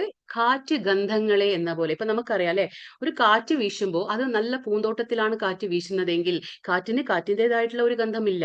പക്ഷെ കാറ്റ് ഏതൊക്കെ വഴിയിലൂടെ സഞ്ചരിക്കുമോ ആ സ്ഥലത്തെ ഗന്ധമാണ് അത് കൂടെ കൊണ്ടുപോകുന്നത് അല്ലെ. ഒരു പൂന്തോട്ടത്തിലാണ് കാറ്റ് വീശുന്നതെങ്കിൽ നമുക്ക് ദൂരെ ഇരുന്നാലേ നമുക്ക് ആ കാറ്റിന്റെ സുഗന്ധം വരും അല്ലെ. അപ്പൊ എന്തൊരു ആസ്വദിക്കും നമ്മൾ. പക്ഷെ അതേപോലെ വൃത്തിഹീനമായിട്ടുള്ള സ്ഥലത്താണ് കാറ്റ് സഞ്ചരിക്കുന്നതെങ്കിൽ അവിടുത്തെ ഗന്ധം അത് കൊണ്ടുപോകും. അപ്പൊ എങ്ങനെയാണത്? കാറ്റിന് തന്റേതായ ഒരു ഗന്ധമില്ല, പക്ഷെ അത് ഏത് വഴിയിലൂടെ സഞ്ചരിക്കുമോ അതുപോലെ. സെയിം അതേപോലെയാണ് ആത്മാവ്. ആത്മാവിന് ആത്മാവിൻ്റെതായ ഒരു അസ്തിത്വവും ഇല്ല. അസ്തിത്വമില്ല എന്ന് പറഞ്ഞാൽ അതിൻ്റെതായ ഒരു സ്വഭാവമില്ല, സങ്കല്പമില്ല. പക്ഷെ അത് ഏത് ശരീരത്തിലാണോ വസിക്കുന്നത്, ആ വസിക്കുമ്പോൾ ആ ശരീരത്തിൻ്റെതായ ആ സങ്കല്പങ്ങളെ അത് കൊണ്ടുപോവാണ്. ശരീരം മാറുമ്പോൾ എന്താണ്? സങ്കല്പം. ഇപ്പൊ ഒരു വ്യക്തി ഒരു വ്യക്തിയുടെ ഉള്ളിലുള്ള ആത്മാവ്, ആ വ്യക്തിയുടെ ദേഹം നാശം സംഭവിക്കുമ്പോൾ എന്താണ്? ആത്മാവ് പുറത്തു വന്നു. ആ ആത്മാവ് സൂക്ഷ്മ ശരീരത്തിലൂടെ പുറത്തു വന്നു. അപ്പൊ ആ വ്യക്തി മരിക്കുമ്പോൾ എന്താണോ വ്യക്തിയുടെ ഉള്ളിലുണ്ടായിരുന്ന ആഗ്രഹങ്ങളും നടക്കാനാകാത്ത, എന്താ പറയാ, സാധിക്കാനാകാത്ത ആഗ്രഹങ്ങളും പിന്നെ ഓരോരുത്തരോടുള്ള ആ വെറുപ്പും വൈരാഗ്യവും ഇങ്ങനെയുള്ള ആ സങ്കല്പങ്ങൾ പലതും ഉണ്ടായിരിക്കും. അപ്പൊ ആ വാസന എന്ന് പറയും നമ്മൾ, കർമ്മവാസന. അതൊക്കെ എന്താണ്? ഒരുപാട് പെൻഡിങ് വെച്ചിട്ടുള്ള കാര്യങ്ങൾ ഉണ്ടായിരിക്കും. അപ്പൊ ആ കർമ്മവാസന സങ്കല്പങ്ങൾ എല്ലാം എന്ത് ചെയ്യും? ഈ ആത്മാവ് ആ സൂക്ഷ്മ ശരീരത്തിന്റെ കൂടെ പുറത്തേക്ക് കൊണ്ടുപോകും. എന്നിട്ട് എന്താണ്? ഭഗവാന്റെ ഇച്ഛ അനുസരിച്ചാണ് നമുക്ക് വേറൊരു ശരീരം കിട്ടുന്നത്. അത് ഭൗതിക പ്രകൃതി നമുക്ക് തയ്യാറാക്കി തരും. പക്ഷെ അതെങ്ങനെയാണ്? നമ്മൾ മരിക്കുമ്പോഴത്തെ അവസ്ഥ എന്താണോ അതനുസരിച്ചായിരിക്കും നമുക്ക് അടുത്ത ശരീരം കിട്ടുന്നത്. അപ്പോൾ ഒരു വ്യക്തി മരിക്കുമ്പോൾ അദ്ദേഹത്തിന് ഒരുപാട് സങ്കല്പങ്ങൾ ഉണ്ടായിരിക്കും. മാനസികമായിട്ട് എന്തൊക്കെയാണോ അവർ ചിന്തിച്ചിരുന്നത്, എന്തൊക്കെയാണോ അവർ ചെയ്തു കൂട്ടിയത്, കർമ്മങ്ങൾ പാപമായാലും പുണ്യമായാലും അതൊക്കെ എടുത്തുകൊണ്ടാണ് ഈ ആത്മാവ് പുറത്തേക്ക് വരുന്നത്. ആത്മാവായിട്ടൊന്നും ചെയ്യുന്നില്ല, പക്ഷെ ഈ ശരീരത്തിലെ ആ വ്യക്തി എന്താ പറയാ, കർമ്മഫലങ്ങൾ അനുസരിച്ച് കിട്ടുന്ന ഒരു ശരീരമാണിത്. അതുകൊണ്ടാണ് നമ്മൾ ആത്മഹത്യ ചെയ്യാൻ പാടില്ല എന്ന് പറയുന്നത്. കാരണം ഈ ആത്മഹത്യ ചെയ്യുന്ന ആൾക്കാർക്ക് മനസ്സിലാവുന്നില്ല. കാരണം അവര് ചിന്തിക്കുന്നു നമുക്ക് ഒരു ശരീരമേ ഉള്ളൂ, അതുകൊണ്ട് അതിനെ നശിപ്പിക്കുമ്പോൾ എല്ലാം തീർന്നു, നമുക്കുണ്ടാകുന്ന ആ ദുഃഖം, നമുക്കുണ്ടാകുന്ന മനപ്രയാസം ഒക്കെ തീർന്നു എന്ന് വിചാരിക്കും. പക്ഷെ അത് അങ്ങനെയല്ല. കാരണം നമ്മുടെ ഈ പുറത്തുള്ള, അതായത് പഞ്ചഭൂതങ്ങൾ കൊണ്ടുണ്ടാക്കിയ ശരീരം മാത്രമേ നശിക്കുന്നുള്ളൂ. പക്ഷെ ഉള്ളിലുള്ള ഒരു, എന്താ പറയാ, ശരീരം കൂടി ഉണ്ട്, ബാക്കിയുണ്ട്. മനസ്സുണ്ട്, ബുദ്ധിയുണ്ട്, മിഥ്യ അഹംഭാവം ഉണ്ട് അവിടെ. അതൊക്കെ നശിക്കുന്നില്ല. അപ്പൊ അതെന്താണ്? അപ്പൊ ആ ഒരു വ്യക്തിക്ക് ഇപ്പൊ സപ്പോസ് നമ്മൾ പറയാണ് 60 വയസ്സാണ് ആയുസെങ്കിൽ അവരിപ്പോ 30 വയസ്സിലാണ് ആത്മഹത്യ ചെയ്യുന്നതെങ്കിൽ എന്താണ് സംഭവിക്കുക? വീണ്ടും 30 വർഷം വരെ ആ ആത്മാവ് ദേഹമില്ലാതെ, ശരീരമില്ലാതെ ജീവിക്കണം. അപ്പൊ അതിന് വിശപ്പുണ്ടാകും, അതിന് ദാഹമുണ്ടായിരിക്കും, അതിന്റെ സങ്കല്പങ്ങളുണ്ട്, മനസ്സുണ്ട്, അവിടെ ബുദ്ധിയുണ്ട്, ഇതൊക്കെ കൂടി ഉണ്ടാവും അവിടെ. അപ്പൊ ആ 30 വർഷം കൂടി അതെന്താണ്? പ്രേതാത്മാവായിട്ട് അലഞ്ഞു തിരിയും. അതുകൊണ്ടാ പറയുന്നത് നമ്മള് ആത്മഹത്യ ചെയ്യാൻ പാടില്ല. കാരണം പുറത്തുള്ള ശരീരം നശിപ്പിച്ചാലും ഭഗവാൻ നിശ്ചയിച്ചിട്ടുണ്ടാവും എന്ന് വരെ ജീവിക്കണം, എപ്പം നമ്മുടെ ജീവിതം ഭഗവാൻ എടുക്കും. ഭഗവാൻ എന്നറിയാം, ആ ഇച്ഛയിലാണ് നടക്കുന്നത്. പക്ഷെ നമുക്ക് യാതൊരു റൈറ്റ്സ് ഇല്ല, നമുക്ക് ഒരു സ്വാതന്ത്ര്യവും ഇല്ല അതിനെ ഇല്ലാതാക്കാൻ. അപ്പൊ ഇതാണ് പറയുന്നത് എങ്ങനെയാണ് ഓരോ ശരീരത്തിലേക്ക് അത് പോകുന്നതെന്ന്. ശ്രോതം ചക്ഷുശ്ചക്ഷു സ്പർശനം ച രസനം ഘ്രാണമേവ ച അധിഷ്ഠായ മനശ്ചായം വിഷയാനുപസേവത്തെ. ഇവിടെ എന്താ പറയുന്നത്? ഇപ്രകാരം മറ്റൊരു സ്ഥൂല ശരീരം കൈകൊള്ളുന്ന ജീവസത്ത മനസ്സിനിണങ്ങിയ അഞ്ചേന്ദ്രിയങ്ങൾ, അതായത് കണ്ണ്, ചെവി, നാവ്, മൂക്ക്, ത്വക്ക് എന്നിവ സ്വീകരിക്കുകയും അവയിലൂടെ ഒരു കൂട്ടം ഇന്ദ്രിയ വിഷയങ്ങളെ ആസ്വദിക്കുകയും ചെയ്യുന്നു. അപ്പൊ നമ്മൾ പറഞ്ഞില്ലേ, അതായത് ഇപ്പൊ ആത്മാവ് പുറത്തു വന്നു, അപ്പൊ അതിന്റെ സങ്കല്പങ്ങളെ അത് കൊണ്ടുപോകുന്നു, അടുത്ത ശരീരത്തിൽ റെഡിയായി. അപ്പൊ ഇന്നിപ്പോ മനുഷ്യനാണെങ്കിൽ നാളെ അതൊരു ചിലപ്പോൾ നായയായിരിക്കാം. ഒരു വ്യക്തി നമുക്ക് പറയാൻ പറ്റില്ല. ഇന്നലെയും നമ്മൾ അദ്ദേഹത്തിൽ കണ്ടു, നമുക്ക് യാതൊരു ഉറപ്പുമില്ല അടുത്തതും മനുഷ്യ ശരീരം ലഭിക്കുമെന്നുള്ളതിൽ യാതൊരു ഉറപ്പുമില്ല. അത് നമ്മുടെ കർമ്മങ്ങൾ അനുസരിച്ച്, നമ്മുടെ ചിന്താഗതി അനുസരിച്ചായിരിക്കും അടുത്ത ശരീരം ഭഗവാൻ നമുക്ക് തരുന്നത്. അപ്പോ അത് പന്നിയുടെ ശരീരത്തിലേക്കാണ് ഇപ്പൊ നമ്മുടെ ഒരു ആത്മാവ് പോകുന്നതെങ്കിൽ അപ്പോ അതനുസരിച്ചായിരിക്കും ആ ഒരു വ്യക്തിയുടെ ബിഹേവിയർ. നമ്മൾ പറയില്ലേ, ഇപ്പോ ആത്മാവ് എംബോഡിഡ് സോൾ എന്ന് പറയും. അത് നമ്മൾ ശരീരസ്ഥനായ ആത്മാവ്, ആത്മാവിനൊരു ശരീരം വേണം. അപ്പൊ അത് പന്നിയുടെ ആയിക്കോട്ടെ, നായയുടെ ആയിക്കോട്ടെ, അപ്പൊ അതിനനുസരിച്ച പ്രവൃത്തിയായിരിക്കും ആ ആത്മാവ് അതിന്റെ ഉള്ളിലിരുന്ന് അനുഭവിക്കുന്നത്. അതാണ് പറയുന്നത്. അപ്പോൾ പ്രത്യേകമായിട്ടുള്ള ഒരു ശരീരം കിട്ടും, പ്രത്യേകമായിട്ടുള്ള ഇന്ദ്രിയങ്ങൾ കിട്ടും, അതനുസരിച്ച് ഇന്ദ്രിയ വിഷയങ്ങളും ഉണ്ടായിരിക്കും. എന്താണ് ഇന്ദ്രിയ വിഷയങ്ങൾ? അതാ പറഞ്ഞത്, അധിഷ്ഠായ മനസ്സിനെ അടിസ്ഥാനമാക്കിക്കൊണ്ട്, അടിസ്ഥാനമായിട്ട്, എന്താ പറയാ, അടിസ്ഥാനം പെടുത്തുന്നതാണ്. അതെന്താണ്? ഇപ്പൊ മൂക്ക്, ഘ്രാണം, ചെവി, എന്താ പറയാ, ശ്രോത്രം, ചക്ഷു. കണ്ണെന്ന് പറഞ്ഞ ചക്ഷു, അതാണ് നമ്മൾ കണ്ണ് നേത്ര എന്ന് പറഞ്ഞ കണ്ണെന്ന് പറഞ്ഞ നേത്രം, ചക്ഷു. അതാണ് ദിവ്യ, നമ്മൾ പറഞ്ഞില്ലേ ദിവ്യ ദൃഷ്ടി കൊടുത്തു ആർക്ക്? അർജുനന് വേണ്ടിയിട്ട് അല്ലെ, സഞ്ജയനും കിട്ടി. അപ്പൊ ദിവ്യ ചക്ഷു, ചക്ഷു എന്ന് പറഞ്ഞ കണ്ണ്. അപ്പൊ സ്പർശനം എന്താണ്? ത്വക്ക് എന്ന് പറയുമ്പോൾ സ്പർശനം ഉണ്ട്. പിന്നെ നാവ് എന്ന് പറയുമ്പോൾ രസനം. ഇങ്ങനെയുള്ള 5 വിഷയങ്ങൾ, ഇന്ദ്രിയ വിഷയങ്ങളാണ് ഇത് പറയുന്നത്. അവബോധം, സ്വതേ വെള്ളം പോലെ വിശുദ്ധമാണ്. നമ്മുടെ അവബോധം എങ്ങനെയാണ്? ഒരു വെള്ളം പോലെ. ആ വെള്ളത്തില് യാതൊരു നിറവും ഇല്ലാത്തതാണ്. അവബോധവും പരിശുദ്ധമായിട്ടുള്ള കാര്യമാണ് അവബോധം, വിശുദ്ധമാണ്. എന്നാൽ ഏതെങ്കിലും നിറം ചേർത്താൽ വെള്ളം പോലെ ആ നിറത്തിലാകുന്നു അല്ലെ.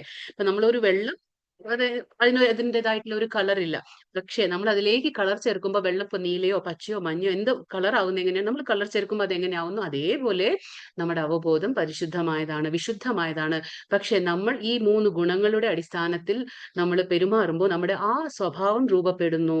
നമ്മുടെ അത് കാണാൻ പറ്റും ഒരു വ്യക്തിയുടെ സ്വഭാവത്തിലൂടെ, അല്ലെങ്കിൽ അദ്ദേഹം കഴിക്കുന്ന ആഹാരത്തിലൂടെ, അദ്ദേഹത്തിന്റെ പെരുമാറ്റത്തിലൂടെ നമുക്ക് മനസ്സിലാക്കാൻ പറ്റും അവർ ഏത് ഗുണത്തിലാണ്. അവർ സത്വത്തിലാണോ, രജോ ഗുണത്തിലാണോ, തമോ ഗുണത്തിലാണോ എന്നുള്ളത് അവരുടെ ഓരോ ബിഹേവിയർ, നമ്മൾ പറയില്ല, എല്ലാത്തിലും നമുക്ക് അത് തെളിവായിരിക്കും. അതെല്ലാം കാണാൻ കഴിയും. അങ്ങനെയാണ്. അപ്പൊ നിറം പോലെയാണ്, വെള്ളം പോലെയാണ് ഈ നമ്മുടെ അവബോധം. വളരെ പരിശുദ്ധമാണ്. അതുകൊണ്ട് നമ്മൾ നേരത്തെ അധ്യായങ്ങളിലും നമ്മൾ മനസ്സിലാക്കി, അവബോധം എന്താണ്? വളരെ പ്യുവർ ആണ്, കോൺഷ്യസ്. നമ്മുടെ ശരീരത്തില് നമുക്ക് എന്താണ്? ഈ ഭഗവാൻ പറഞ്ഞില്ലേ, ഈ ആത്മാവുണ്ട് എന്നുള്ളതിന്റെ തെളിവ് എന്താണ്? നമ്മുടെ പ്രജ്ഞ എന്ന് പറഞ്ഞാൽ കോൺഷ്യസ്നെസ്, അല്ലെങ്കിൽ അവബോധമാണ് നമ്മുടെ ശരീരത്തിൽ ആത്മാവുണ്ട് എന്ന് പറയാനുള്ള തെളിവ്. ആത്മാവ് പോയി കഴിഞ്ഞാൽ ശരീരത്തിന് യാതൊരു വാല്യൂ ഉണ്ടായിരിക്കില്ല. നമ്മൾ എത്രത്തോളം ആരോഗ്യനില നമ്മുടെ മെച്ചപ്പെടുത്തിയാലും ആത്മാവ് പോയി കഴിഞ്ഞാൽ നമ്മുടെ ഈ ശരീരത്തിന് യാതൊരു വാല്യൂ ഇല്ല. അപ്പൊ അവബോധം നമ്മൾ എന്താ പറയാ, പരിശുദ്ധമാക്കി തന്നെ നമ്മൾ വെക്കണം. അതുകൊണ്ടാണ് പറയുന്നത്. അപ്പോ നമ്മൾ പറഞ്ഞു, ഇപ്പൊ ഒരു കള്ളന്റെ കയ്യിൽ കത്തി കിട്ടുകയാണെങ്കിൽ കള്ളൻ എന്ത് ചെയ്യും? ആ കത്തി ഉപയോഗിച്ച് മറ്റുള്ളവരെ ഉപദ്രവിക്കും, അവരിൽ നിന്ന് പിടിച്ചു പറിക്കാനൊക്കെ ഉപയോഗിക്കും ആ കത്തി. നേരെ മറിച്ച് ആ കത്തി ഇപ്പൊ ഒരു വൈദ്യന്റെ കയ്യിലാണെങ്കിൽ ആ വൈദ്യൻ എന്ത് ചെയ്യും? കത്തി ഉപയോഗിച്ചുകൊണ്ട് ഒരു ജീവനെ രക്ഷിക്കാനാണ് ഒരു വൈദ്യൻ നോക്കുന്നത്. അപ്പോ ഈ 2 പേരുടെ കയ്യിലും ഇരിക്കുന്ന സാധനം ഒന്നായാലും പക്ഷെ അവരുടെ അവബോധം എങ്ങനെയാണ് അല്ലെ? അപ്പൊ ആ അവബോധമാണ് ഓരോരുത്തരെ കൊണ്ടും ഓരോ കാര്യങ്ങൾ ചെയ്യിപ്പിക്കുന്നത്. അത് 3 ഗുണത്തിന്റെ അടിസ്ഥാനത്തില്. അപ്പൊ ഭൗതിക ഗുണങ്ങളുടെ സമ്പർക്കത്തിലാണ് ഈ അവബോധത്തിന് മാറ്റം വരുന്നത്. അതുകൊണ്ട് നമ്മൾ ശ്രദ്ധിക്കണം. നമ്മുടെ പെരുമാറ്റം എങ്ങനെയെന്ന് മനസ്സിലാക്കുക എങ്ങനെയാ? നമ്മുടെ ഗുണത്തിന്റെ. അപ്പൊ നമ്മൾ ആ ഗുണത്തിലാണ് പെരുമാറുന്നത്. उत्क्रामन्तं सितं वापि भुञ्जानं वा गुणान्वितं പശ്യന്തി ജ്ഞാനചക്ഷുഷഃ. ഇവിടെ ആർക്ക് എന്നെ മനസ്സിലാക്കാൻ പറ്റും? അതാണ് ഭഗവാൻ പറഞ്ഞത്. അതായത് ജീവാത്മാവ് എങ്ങനെ ഈ ശരീരം വിട്ടുപോകുന്നുവെന്നോ, ഗുണങ്ങളുടെ ആകർഷണത്തിന് വഴിപെട്ട് ഏത് തരം ശരീരത്തെയാണ് സ്വീകരിച്ച് അനുഭവിക്കുന്നതെന്നോ മൂഢന്മാർക്ക് അറിയാൻ വയ്യ. മൂഢന്മാർക്ക് എന്ന് പറഞ്ഞാൽ വിഡ്ഢികൾക്ക്. അപ്പോ ഈ ജ്ഞാനമില്ലാത്ത ആൾക്കാരാണ് മൂഢന്മാര്. അപ്പൊ ഈ ജ്ഞാനമില്ലാത്ത ആൾക്കാർക്ക് എന്താണ്? ഈ കാര്യങ്ങൾ മനസ്സിലാവില്ല. അതായത് എങ്ങനെയാണ് ഒരു ശരീരത്തിന്റെ ഉള്ളിൽ ആത്മാവ് വസിക്കുന്നത്, ഈ ആത്മാവ് എങ്ങനെയാണ് ഗുണത്തിന്റെ സമ്പർക്കത്തിലാണ്, എങ്ങനെയാണ് നമ്മുടെ സ്വഭാവങ്ങൾ രൂപപ്പെടുന്നത്, പിന്നെ നമ്മൾ അതനുസരിച്ച് വേറൊരു ശരീരം സ്വീകരിക്കുമെന്നോ ഇതൊന്നും തന്നെ ഇവർക്ക് അറിയില്ല. എന്താണ്? ഗുണങ്ങളുണ്ടെന്നോ, ഒരു ആത്മാവ് ഉണ്ടെന്നോ, അതെങ്ങനെയാണ് ഇനിയൊരു ശരീരം സ്വീകരിക്കുന്നതെന്നോ, തുണി വസ്ത്രം മാറുന്നത് പോലെ ആത്മാവ് ഓരോ ശരീരത്തെയും സ്വീകരിക്കുന്നു. ഇതൊന്നും തന്നെ അവർക്ക് ആർക്കറിയില്ല? മൂഢന്മാർക്ക്, ജ്ഞാനമില്ലാത്ത വിഡ്ഢികൾക്ക് എന്ന് ഭഗവാൻ പറയുന്നു. ജ്ഞാനത്തിന്റെ അകക്കണ്ണ്, അതാണ് പറയുന്നത്.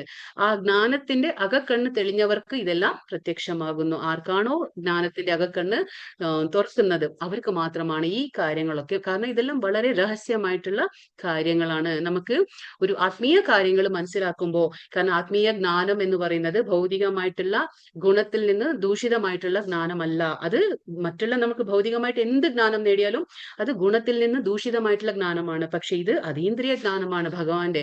കാരണം ഇതിൽ നിന്ന് ഒരു വ്യക്തി ഇവിടെ എന്താ പറയാ, മുക്തിക്കൊരു സാധനമാവുകയാണ്. അത് മുക്തിക്കൊരു വഴി ഒരുക്കുകയാണ്. ഏത്? ഈ ജ്ഞാനം. അതുകൊണ്ട് തന്നെ പറയുന്നത് വിഡ്ഢികൾക്ക് മനസ്സിലാവില്ല, പക്ഷെ അകക്കണ്ണുള്ളവർക്ക് ഇത് മനസ്സിലാവും. അതുകൊണ്ടാണ് ജ്ഞാനചക്ഷുഷ. അതുകൊണ്ടാണ് നമ്മൾ പറഞ്ഞത് കണ്ണുണ്ട് നമുക്ക്, കാര്യമില്ല. അത് വെറും ചർമ്മ ചക്ഷുഷ. നമ്മൾ വെറും ഭൗതികമായിട്ടുള്ള കാര്യങ്ങൾ കാണാൻ ഉപയോഗിച്ചു കഴിഞ്ഞാൽ നമ്മുടെ കണ്ണിനെ എന്താവും? അത് ചർമ്മ ചക്ഷുഷ അല്ല. നമ്മൾ അത് ഭഗവാന്റെ കാര്യം മനസ്സിലാക്കാൻ ഉപയോഗിക്കുമ്പോൾ ജ്ഞാനചക്ഷുഷ. ഭഗവാൻ ഉള്ളില് വെളിച്ചമായി നമ്മുടെ ഉള്ളിൽ തന്നെ ഉണ്ട്, പരമാത്മാവായിട്ട് വെളിച്ചം തരും. അപ്പൊ അജ്ഞാനം എന്ന ഇരുട്ട് നീങ്ങി ജ്ഞാനം എന്ന വെളിച്ചം നമുക്ക് കിട്ടും. അപ്പൊ ജ്ഞാന ചക്ഷുഷ എന്ന വാക്ക് ഇവിടെ ശ്രദ്ധേയമാണ്. ഇവിടെ എന്താ പറയുന്നത്, ആധ്യാത്മിക ജ്ഞാനം വളർത്തിയെടുത്തവർ ശരീരത്തിൽ നിന്ന് വ്യത്യസ്തമാണ് ആത്മാവെന്നും അത് മനസ്സിലാക്കും അവർക്ക്. അല്ലെങ്കിൽ എന്താണ്, നമ്മൾ ഈ കാണുന്ന ശരീരമാണെന്ന തെറ്റിദ്ധരിക്കും. പക്ഷെ നമ്മളിൽ നിന്ന് വ്യത്യസ്തമാണ് ആത്മാവെന്ന് ആർക്ക് മനസ്സിലാവും? ജ്ഞാനചക്ഷുഷ, ഈ കണ്ണുകൊണ്ട് കാണുന്ന ആൾക്ക്. ശരീരങ്ങൾ മാറി മാറി എടുത്തുകൊണ്ടിരിക്കുമെന്നും പലതരത്തിൽ ആസ്വദിക്കുന്നുവെന്നും കണ്ടറിയാം. നമ്മൾ വസ്ത്രങ്ങൾ നിത്യേന മാറുന്നത് പോലെ ആത്മാവ് അതിന്റെ പാടിന് അതെന്താണ്, ഈ ശരീരം മതിയായി ഇത് ഉപേക്ഷിച്ചു അടുത്ത ശരീരത്തിലേക്ക് പോയി. ഒരേ ആത്മാവാണ് സഞ്ചരിച്ചുകൊണ്ടേയിരിക്കും, പല പല ആത്മാക്കളിൽ പല പല വേഷങ്ങൾ അണിഞ്ഞുകൊണ്ടിരിക്കും. ഏത്? ഈ ആത്മാവ്. അതൊക്കെ ആർക്കും മനസ്സിലാവും? അകക്കണ്ണുള്ള ആൾക്ക് മനസ്സിലാകും. ബദ്ധനായ ജീവസത്തയ്ക്ക് ഭൗതികമായ അസ്തിത്വത്തിൽ എത്രമാത്രം ക്ലേശം പെട്ടു എന്ന് പിന്നെ അത്തരം ഒരു ജ്ഞാനിക്ക് അറിയാൻ കഴിയും. അപ്പോ ഒരു ജ്ഞാനിയായ വ്യക്തിക്ക് മാത്രമാണ് ഈ ഭൗതിക പ്രപഞ്ചത്തിന്റെ ആ ബുദ്ധിമുട്ടുകൾ എന്താ, ക്ലേശങ്ങൾ നമുക്കറിയാം. 3 ക്ലേശങ്ങളുണ്ട് അല്ലെ ഭൗതികതയിൽ. ഏതാണ് ക്ലേശങ്ങൾ, ഭൗതിക ക്ലേശങ്ങൾ? ആധ്യാത്മികം, ആദിഭൗതികം, ആദിദൈവികം. അതാണ്, മറക്കാൻ പാടില്ല ഈ കാര്യങ്ങളൊന്നും. അപ്പോ ഭൗതികതയിൽ നമുക്ക് 3 ക്ലേശങ്ങളുണ്ട്: ആധ്യാത്മിക, ആദിദൈവിക, ആദിഭൗതിക. അപ്പൊ ഈ 3 ക്ലേശങ്ങളിൽ നിന്ന് എങ്ങനെയാണ് നമ്മൾ ഒഴിയേണ്ടത്, നമ്മൾ വിട്ടു നിൽക്കേണ്ടത് എങ്ങനെയാണെന്നൊക്കെ മനസ്സിലാവുന്നത് ജ്ഞാനികൾക്ക് മാത്രം. അതുകൊണ്ടാണ് കൃഷ്ണാവബോധം പൂർണ്ണമായി വികസിപ്പിച്ചവർ സാമാന്യ ജനങ്ങൾക്ക് ഈ അറിവ് പകർന്നു കൊടുക്കാൻ ആവുന്നത്ര ശ്രമിക്കുന്നത്. അപ്പൊ ഈ ഇസ്കോൻ ആയാലും ഇപ്പൊ നമ്മുടെ ഈ കൃഷ്ണാവബോധം, എന്തുകൊണ്ടാണ് ഇവിടെ ഈ കൂട്ടായ്മയുടെ ഒരു ഉദ്ദേശം എന്ന് പറഞ്ഞാൽ എന്താണ്? ആ ജ്ഞാനം എല്ലാവരിലേക്കും എത്തിച്ചു കൊടുക്കുക. ഭഗവാന്റെ സന്ദേശം, ഭഗവാൻ ഉപദേശിച്ച ഭഗവത്ഗീതയിൽ എന്താണ് ഭഗവാൻ പറയുന്നത് എന്നുള്ള ആ ജ്ഞാനം എല്ലാവരിലേക്കും എത്തിച്ചു കൊടുക്കുക എന്നുള്ളതാണ്. അതാണ് ഒരു എന്താ പറയുക, ജ്ഞാനി. ഇപ്പൊ നമുക്കെല്ലാം ഒരു ജ്ഞാനം കിട്ടിക്കഴിഞ്ഞാൽ നമ്മൾ എന്ത് ചെയ്യണം? നമ്മൾ വെറുതെ ഇരിക്കരുത്, നമ്മളത് ആ ജ്ഞാനം മറ്റുള്ളവരിലേക്കും എത്തിച്ചു കൊടുക്കണം. കാരണം അങ്ങനെയുള്ളവരെ ഭഗവാൻ ഒരുപാട് ഇഷ്ടമായിരിക്കും. യതന്തോ യോഗിനശ്ചൈനം പശ്യന്തി ആത്മനഃ അവസ്ഥിതം യതന്തോപ്യകൃതാത്മാനോ നൈനം പശ്യന്ത്യചേതസഃ. ആത്മസാക്ഷാത്കാരം ലഭിച്ച എപ്പോഴും എത്തിച്ചുകൊണ്ടിരിക്കുന്ന അതീന്ദ്രിയവാദികൾക്ക് ഇതെല്ലാം വ്യക്തമായി കാണാൻ കഴിയും. അതീന്ദ്രിയവാദി എന്ന് പറഞ്ഞാൽ ഭൗതികതയിൽ നിന്ന് ഉയർന്ന ആളാണ് അതീന്ദ്രിയവാദി. അപ്പൊ അദ്ദേഹത്തിന് ആത്മസാക്ഷാത്കാരം നേടിയിരിക്കുന്ന ഒരു വ്യക്തിയായിരിക്കും. അതുകൊണ്ട് എന്താണ് ആത്മസാക്ഷാത്കാരം എന്ന് പറഞ്ഞാൽ? എന്താണ്? നമ്മൾ ഈ കാണുന്ന ശരീരമല്ല, ഇതിന്റെ ഉള്ളിൽ ഒരു ആത്മാവുണ്ട്. അപ്പൊ നമ്മുടെ സ്വരൂപം എന്താ, നമുക്ക് ഭഗവാൻ ആരാ, ഈ കാര്യങ്ങളൊക്കെ മനസ്സിലാക്കണം. നമ്മുടെ ഉദ്ദേശ്യം എന്താ, ഭഗവാനെ പ്രാപിക്കലാണ്, ഭഗവാന്റെ സേവകനാണ്. ഇതൊക്കെ മനസ്സിലാക്കിയ ആളാണ് ആത്മസാക്ഷാത്കാരം നേടിയ ഒരു വ്യക്തി. അദ്ദേഹം എന്ത് ചെയ്യും? വെറുതെ ഇരിക്കില്ല അല്ലെ, എപ്പോഴും എത്തിച്ചുകൊണ്ടേ ഇരിക്കും. ആര്? ഈ ആതീന്ദ്രിയവാദികൾ. അവർക്കൊക്കെ ഇതൊക്കെ വ്യക്തമായി കാണാനും മനസ്സിലാക്കാനും കഴിയും. മനോവികാസം പ്രാപിക്കാത്തവർക്കും ആത്മസാക്ഷാത്കാരം ലഭിക്കാത്തവർക്കും ശ്രമിച്ചാലും എന്താണ് സംഭവിക്കുന്നതെന്ന് കാണാൻ കഴിയില്ല. അപ്പൊ ആർക്കാണോ ഈ ജ്ഞാനം ഇല്ലാത്തത്, ആത്മസാക്ഷാത്കാരം ലഭിക്കാത്തത്, അങ്ങനെയുള്ള വ്യക്തികൾ എന്ത് തന്നെ ഭൗതികതയിൽ ശ്രമിച്ചു കഴിഞ്ഞാലും അവർക്ക് ഒരു തരത്തിലും മനസ്സിലാക്കാൻ പറ്റില്ല എന്താ നമ്മുടെ ജീവിതത്തിൽ സംഭവിക്കുന്നത്. ഇപ്പൊ നമുക്ക് ഭഗവത്ഗീത മനസ്സിലാക്കുന്നതിന് മുമ്പ് നമുക്കറിയില്ലായിരുന്നു ഭൗതികമായിട്ട് നമ്മൾ അനുഭവിക്കുന്ന ഓരോ ദുഃഖങ്ങളും ഈ 3 ക്ലേശങ്ങളിൽ പെടും. അതെ, അല്ലാതെ നമുക്ക് വേറൊന്നുമില്ല. ഒന്നുകിൽ ആധ്യാത്മിക, അല്ലെങ്കിൽ ആദിഭൗതിക, അല്ലെങ്കിൽ ആദിദൈവിക. ഇതല്ലാതെ ഏതെങ്കിലും ഒരു ക്ലേശങ്ങളുണ്ടോ? നമുക്ക് ഇല്ല. പക്ഷെ അത് ഈ ജ്ഞാനമൊക്കെ കിട്ടിയില്ലെങ്കിൽ നമുക്ക് ഒരു തരത്തിലും മനസ്സിലാവില്ല എന്തിനാണ് ഞാൻ ഈ കഷ്ടപ്പെടുന്നത്, എന്തിനാണ് ഞാൻ ഇത്രയും ബുദ്ധിമുട്ട് അനുഭവിക്കുന്നത്. മാനസികമായി സമ്മർദ്ദമാവട്ടെ, നമ്മുടെ ജീവിതത്തിലെ പല പ്രശ്നങ്ങൾക്ക് കാരണം എന്താന്ന് പോലും നമുക്ക് തിരിച്ചറിയാൻ വയ്യ. കാരണം നമുക്ക് എന്താണ്, ശരിയായ രീതിയിലുള്ള ജ്ഞാനമില്ല. അതുകൊണ്ടാണ്. അപ്പൊ ജ്ഞാനമുള്ളവർക്ക്, അകക്കണ്ണുള്ളവർക്ക് ഇതൊക്കെ സാമാന്യമായിട്ട് മനസ്സിലാക്കാവുന്ന കാര്യങ്ങളാണ്. ഇവിടെ യോഗിനഹ എന്ന പദത്തിന് പ്രാധാന്യമുണ്ട്. ഇന്ന് യോഗികൾ എന്ന് പറയുന്നവരും യോഗികളുടെ എന്ന് അറിയപ്പെടുന്ന സംഘടനകളും ഏറെയുണ്ട്. ആത്മസാക്ഷാത്കാരത്തിനെ സംബന്ധിച്ചിടത്തോളം 2 കൂട്ടരും അന്ധതയിൽ തന്നെ. കാരണം നമ്മൾ എന്തൊക്കെ സംഘടനകളിൽ ഉണ്ടെന്ന് പറഞ്ഞാലും കൂടിയിട്ട് വേണ്ടുന്ന ജ്ഞാനം അവർ തരുന്നില്ല. എന്താണ് നമുക്ക് വേണ്ടുന്ന ജ്ഞാനം? എന്താണ്? ശാരീരികമായിട്ട് നമ്മുടെ ആരോഗ്യനില മെച്ചപ്പെടുത്തുന്നതാണോ? അല്ല. കാരണം ഈ ശാരീരികമായിട്ട് നമ്മൾ ആരോഗ്യനില എത്ര മെച്ചപ്പെടുത്തിയാലും ഇന്നല്ലെങ്കിൽ നാളെ ഭഗവാൻ പറയുന്ന ആ സമയം കഴിഞ്ഞാൽ നമ്മൾ ഈ ശരീരം ഉപേക്ഷിച്ചേ മതിയാവുള്ളൂ. പക്ഷേ നമ്മൾ ആത്മാവിനെ ഉയർത്തിക്കൊണ്ടുവന്നാൽ, ആത്മാവിന്റെ ആ ഒരു എന്താ പറയാ ഉന്നത തലത്തിലേക്ക് ഉയർത്തി കഴിഞ്ഞാൽ അത് ശാശ്വതമാണ്. അത് വേറൊരു ശരീരം സ്വീകരിക്കുമ്പോഴും അത് അവിടുന്ന് തുടങ്ങും വീണ്ടും. അത് നമ്മൾ ചിന്തിക്കണം. അപ്പൊ യതന്തോ അപ്രകൃതാത്മനഃ എന്നതിന്റെ എന്താ പറയാ പ്രത്യക്ഷ ഉദാഹരണങ്ങളാണ് അവർ. ഒരു പ്രത്യേക യോഗ പദ്ധതി അനുസരിച്ച് പ്രവർത്തിക്കുന്നുണ്ടെങ്കിലും ആത്മസാക്ഷാത്കാരം ലഭിക്കാത്തവരാണ് അവര്. അപ്പൊ നമ്മൾ എന്ത് തന്നെ ചെയ്താലും യോഗ പദ്ധതി അനുസരിച്ചോ മറ്റതോ മറിച്ചതോ ഒക്കെ ചെയ്താലും എന്ത് ചെയ്താലും അവിടെ എന്താ പ്രശ്നം? അവിടെ നമ്മൾ ആത്മസാക്ഷാത്കാരത്തിന് ഒന്നും തന്നെ ചെയ്യുന്നില്ല എന്ന് വരെ നമ്മൾ ആ ആത്മസാക്ഷാത്കാരത്തിന് പ്രയത്നിക്കുന്നില്ല. അപ്പൊ പിന്നെ നമ്മുടെ എല്ലാ യത്നങ്ങളും ഫലീകരിക്കുകയാണ്. അവിടെ ഒന്നും തന്നെ നമുക്ക് പ്രതിഫലം ഉണ്ടാകുന്നില്ല. കാരണം ആത്മസാക്ഷാത്കാരം അറിഞ്ഞില്ലെങ്കിൽ നമുക്ക് ഭഗവാനെ ഒരിക്കലും പ്രാപിക്കാനും കഴിയില്ല. ഇനിയിപ്പോ ഈ ശ്ലോകത്തിൽ എന്താ പറയുന്നത്? ഇവിടെ പറയുന്നു പരിപാലകൻ എന്ന നിലയിൽ കൃഷ്ണന്റെ സ്ഥാനം. ഭഗവാൻ എന്താണ്? നമ്മുടെ എല്ലാവരുടെയും പരിപാലകൻ. ആ നിലയിൽ കൃഷ്ണന്റെ ഒരു സ്ഥാനം എന്താണ്? അപ്പൊ യഥാദിത്യഗതം തേജോ ജഗദ്ഭാസമതേ അഖിലം യച്ചന്ദ്രമസി യച്ചാഗ്നോ തത്തേജോ വിദ്ധി മാമകം. പ്രപഞ്ചത്തിലെ അന്ധകാരം അത്രയും നീക്കി അതിനെ ശോഭായമാനമാക്കുന്ന സൂര്യന്റെ തേജസ് എന്നിൽ നിന്നാണ് വരുന്നത്. ചന്ദ്രന്റെയോ അഗ്നിയുടെയും തേജസ്സുകളും എന്നിൽ നിന്ന് തന്നെയാണ് വരുന്നത്. അപ്പൊ ഭഗവാൻ പറയാണ്, നമ്മളിപ്പോ ഇവിടെ കാണുന്ന എല്ലാതിന്റെയും ഉറവിടം സ്രോതസ് ഭഗവാനാകുന്നു. അപ്പൊ ഭഗവാൻ പറയുന്നു, പ്രപഞ്ചത്തിൽ നമ്മൾ ഈ ഇത്രയും അല്ലെ സൂര്യൻ ഉദിക്കുമ്പോൾ എന്താ സംഭവിക്കുന്നത്? അത്രയും അന്ധകാരവും നീങ്ങി എന്താണ് ശോഭായമാനമാകുന്നു അല്ലെ. അപ്പൊ ആ ലോകമെമ്പാടും ആ വെളിച്ചം നൽകാണ്, പകർത്തി തരാൻ ആര്? നമുക്ക് ഭഗവാൻ തരുന്നു. ഭഗവാൻ ഏതിലൂടെ? സൂര്യനിലൂടെ. അങ്ങനെ ഭഗവാൻ പറയുന്നു, സൂര്യന്റെ തേജസ് ഭഗവാനിൽ നിന്നാണ് വരുന്നത്. അതേപോലെ ചന്ദ്രന്റെയും അഗ്നിയുടെയും തേജസ്സുകളും ഭഗവാനിൽ തന്നെയാണ് വരുന്നത്. അപ്പൊ നമുക്കിപ്പോ ചിന്തിക്കുക, നമുക്കിപ്പോ സൂര്യൻ ഇല്ലെങ്കിൽ അല്ലെങ്കിൽ ചന്ദ്രൻ ഇല്ലെങ്കിൽ അഗ്നി ഇല്ലെങ്കിൽ നമ്മുടെ അവസ്ഥ എന്തായിരിക്കും അല്ലെ? കാരണം നമുക്ക് പല പല കാര്യങ്ങൾക്കും നമുക്ക് അഗ്നിയുടെ ആവശ്യമുണ്ട്. അപ്പോ ഈ അഗ്നി ഇല്ലെങ്കിൽ നമുക്ക് വളരെയധികം ജീവിതം നടത്താൻ തന്നെ പറ്റില്ല അല്ലെ. സൂര്യൻ വേണം, ചന്ദ്രൻ വേണം, ഇതൊക്കെ നമുക്ക് വളരെ ആവശ്യമാണ്. ഭഗവത് കരുണ ഇല്ലെങ്കിൽ സൂര്യചന്ദ്രന്മാരാകട്ടെ അഗ്നി ആകട്ടെ ഉണ്ടാകുമായിരുന്നില്ല. അവയുടെ സഹായമില്ലെങ്കിൽ ആർക്കും ജീവിക്കാൻ കഴിയില്ല. ബദ്ധനായ ജീവാത്മാവിനെ കൃഷ്ണാവബോധത്തിലേക്ക് നയിക്കുന്നു ഈ ചിന്തകൾ. അപ്പൊ നമ്മള് സാധാരണമായിട്ട് നമ്മൾ ഒരു നന്ദി ഇല്ലാത്ത രീതിയിലാണ് നമ്മളൊക്കെ ജീവിക്കുന്നത്. കാരണം ഭഗവാൻ നമുക്ക് എന്താണ്? സൂര്യനെ തന്നു. പിന്നെ നമ്മൾ ഈ ശ്വസിക്കുന്ന കാറ്റ് അല്ലെ, നമ്മൾ ശ്വസിക്കുന്ന കാറ്റ് നമ്മൾ പൈസ കൊടുക്കുന്നില്ല. നമ്മൾ കുടിക്കുന്ന വെള്ളത്തിന് പൈസ കൊടുക്കണ്ട. കാറ്റുണ്ട്, വെള്ളമുണ്ട്, വെളിച്ചമുണ്ട്, എന്തെല്ലാം ഉണ്ട്. പക്ഷെ നമ്മൾ ഒന്നിനും നമ്മൾ ഭഗവാനെ നന്ദി പോലും അറിയിപ്പിക്കുന്നില്ല. കാരണം ഇതില്ലാണ്ട് നമുക്ക് ജീവിക്കാനും പറ്റില്ല. ഇതൊക്കെ ഭഗവാന്റെ കരുണയാണ്. എങ്കിലും ഒരു ദിവസം പോലും നമ്മൾ നന്ദി പ്രകടനം കാണിക്കുന്നില്ല. നമ്മുടെ ജീവിതത്തിൽ പലരും എന്തെങ്കിലുമൊക്കെ ചെയ്താൽ നമ്മൾ അതിന് ഒരുപാട് ഓർത്ത് ആജീവനാന്തം മരിക്കും വരെ നമ്മൾ അത് ഓർക്കും. പക്ഷേ ഭഗവാന് ഒരു രീതിയിൽ പോലും നമ്മൾ നന്ദി പ്രകടിപ്പിക്കുന്നില്ല. ഭഗവാൻ ഒന്നും ആവശ്യമില്ല, പക്ഷെ എങ്കിലും അത് നമ്മുടെ കടമയാണ്. കൃഷ്ണാവബോധമുള്ള ഒരു വ്യക്തിക്ക് ഇതൊക്കെ തീർച്ചയായിട്ടും മനസ്സിലായിരിക്കും. അപ്പൊ ഓരോ ദിവസം നമ്മൾ പറഞ്ഞില്ലേ, അദ്ദേഹം ഒരു വെള്ളം കുടിക്കുമ്പോൾ പോലും ഭഗവാനെ ആലോചിക്കും. കാരണം എന്താണ്? വെള്ളത്തിലെ രുചി ഭഗവാനാകുന്നു. അതേപോലെ പുറത്തിറങ്ങി കഴിഞ്ഞ സൂര്യനെ കാണുമ്പോഴും മനസ്സുകൊണ്ട് ധ്യാനിക്കും. ഓക്കെ, കാരണം നമുക്ക് അതുകൊണ്ടാണ് ഭഗവാൻ വിശ്വരൂപം കാണിച്ചത്. അതുകൊണ്ടാണ് ഭഗവാൻ ഇതൊക്കെ പറഞ്ഞു കൊടുത്തത്. എന്താണ്? വിഭൂതി യോഗം എന്തിനാ പറഞ്ഞെന്ന്? എന്നെ എങ്ങനെയൊക്കെ ഓർക്കാൻ പറ്റും നിനക്ക് എന്നുള്ളതാണ് ഭഗവാൻ പറയുന്നത്. അപ്പൊ കൃഷ്ണാവബോധത്തിലുള്ള ആള് ഇതൊക്കെ ചെയ്യാൻ അദ്ദേഹത്തിന് കഴിയും. ഗാമാവിശ്യ ച ഭൂതാനി ധാരയാമ്യഹമോജസ പുഷ്ണാമി ചൗഷധി സർവ സോമോ ഭൂത്വാ രസാത്മകഃ. ഞാൻ ഓരോ ഗ്രഹങ്ങളിലും ഉൾപൂകി അവയെ എന്റെ ശക്തി കൊണ്ട് ഭ്രമണപഥത്തിൽ നിലനിർത്തുന്നു. ഞാൻ തന്നെ ചന്ദ്രനായി തീർന്ന് എല്ലാ സസ്യങ്ങൾക്കും ജീവരസം പകരുന്നു. അപ്പൊ ഭഗവാൻ എന്താ പറയുന്നത്?